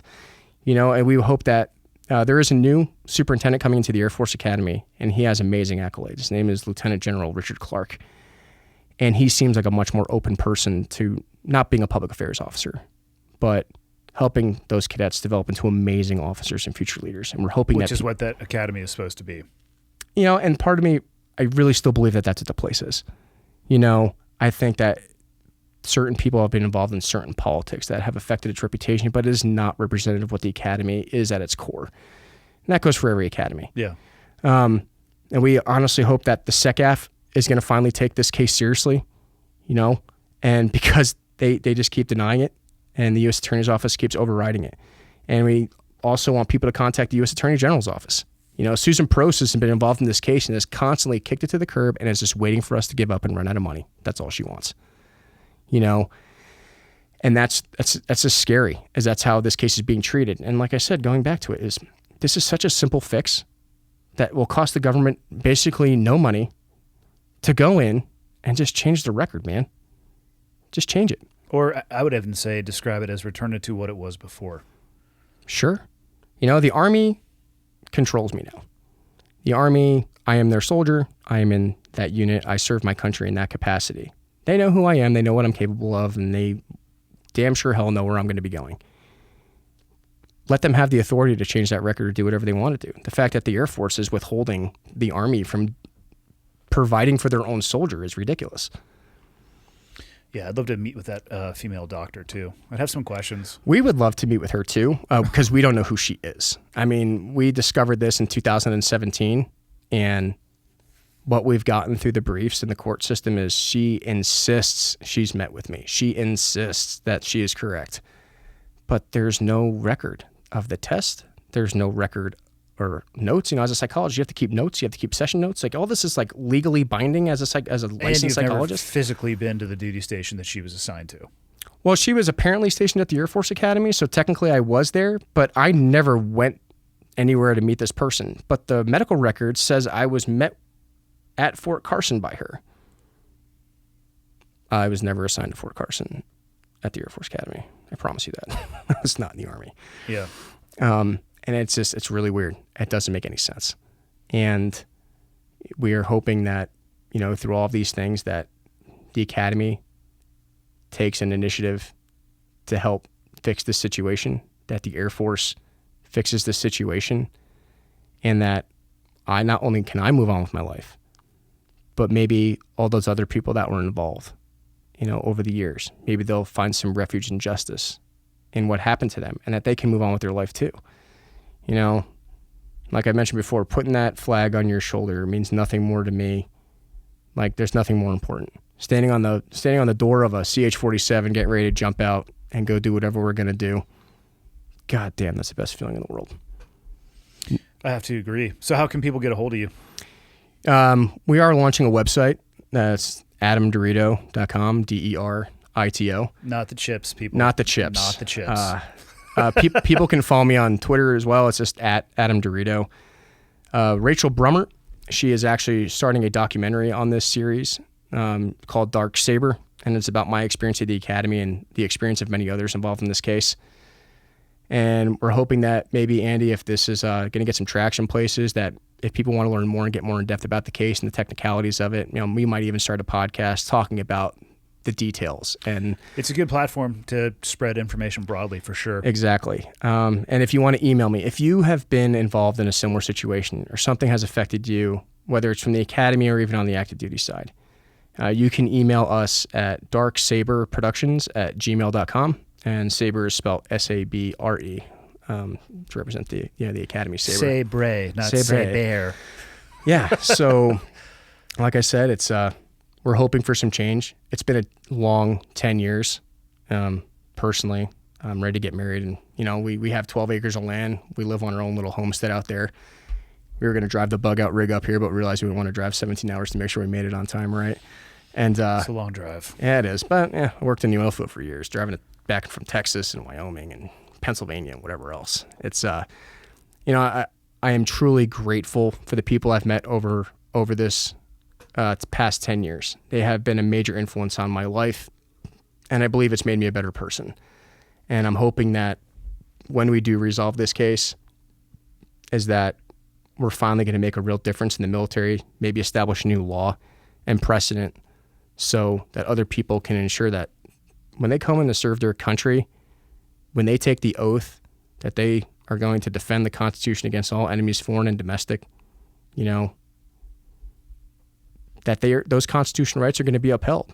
My 14th and 5th Amendment rights were violated. My right to privacy, my right to due process, my right to self-incrimination. I took an oath to defend the Constitution, and although we understand that as members of the military, some of those protections don't apply in certain situations, right?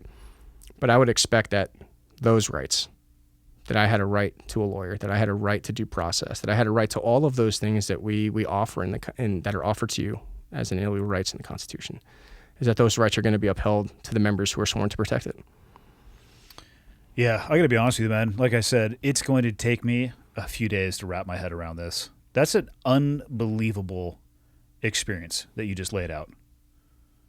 I know. And I hope that the podcast helps. I hope that it helps bring attention and it gets scrutiny or oversight or whatever term people would use to impact it in a positive way. So it helps, so you can get some resolvement from it and drive your life forward instead of looking back at this for another 10 years. It's, when you go out in those long runs. I don't run, by the way. Oh, yeah. I fucking well, hate running. The Army still mandates that I run. So, I have That's to why force I'm myself. not in the Army. Jesus. Yeah, well, I don't blame you.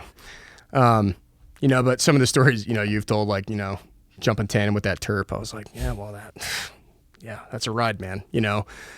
Smoke checking guys with javelins. I'm like, we do what we have to do, but we would expect that when we serve our country, we do the job that we're mandated to do, that the military is also going to back us when we get out.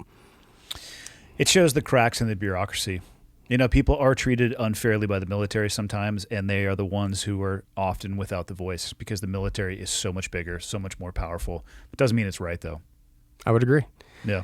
Yeah, I would agree. And like I said, Andy, if it wasn't for you and taking time to read my email, I don't think that this story was ever going to get told for maybe another 10 years. Like I said, man, I hope that it helps. So stay in contact with me. I'm curious to see how all of this resolves itself. Absolutely. And once again, you guys can reach out to me, reach out to my legal team and us. And like I said, let's make some real change that are going to protect our members of our military and make sure that this never happens again. I can't think of a better ending than that. Me either. Cool. Thanks.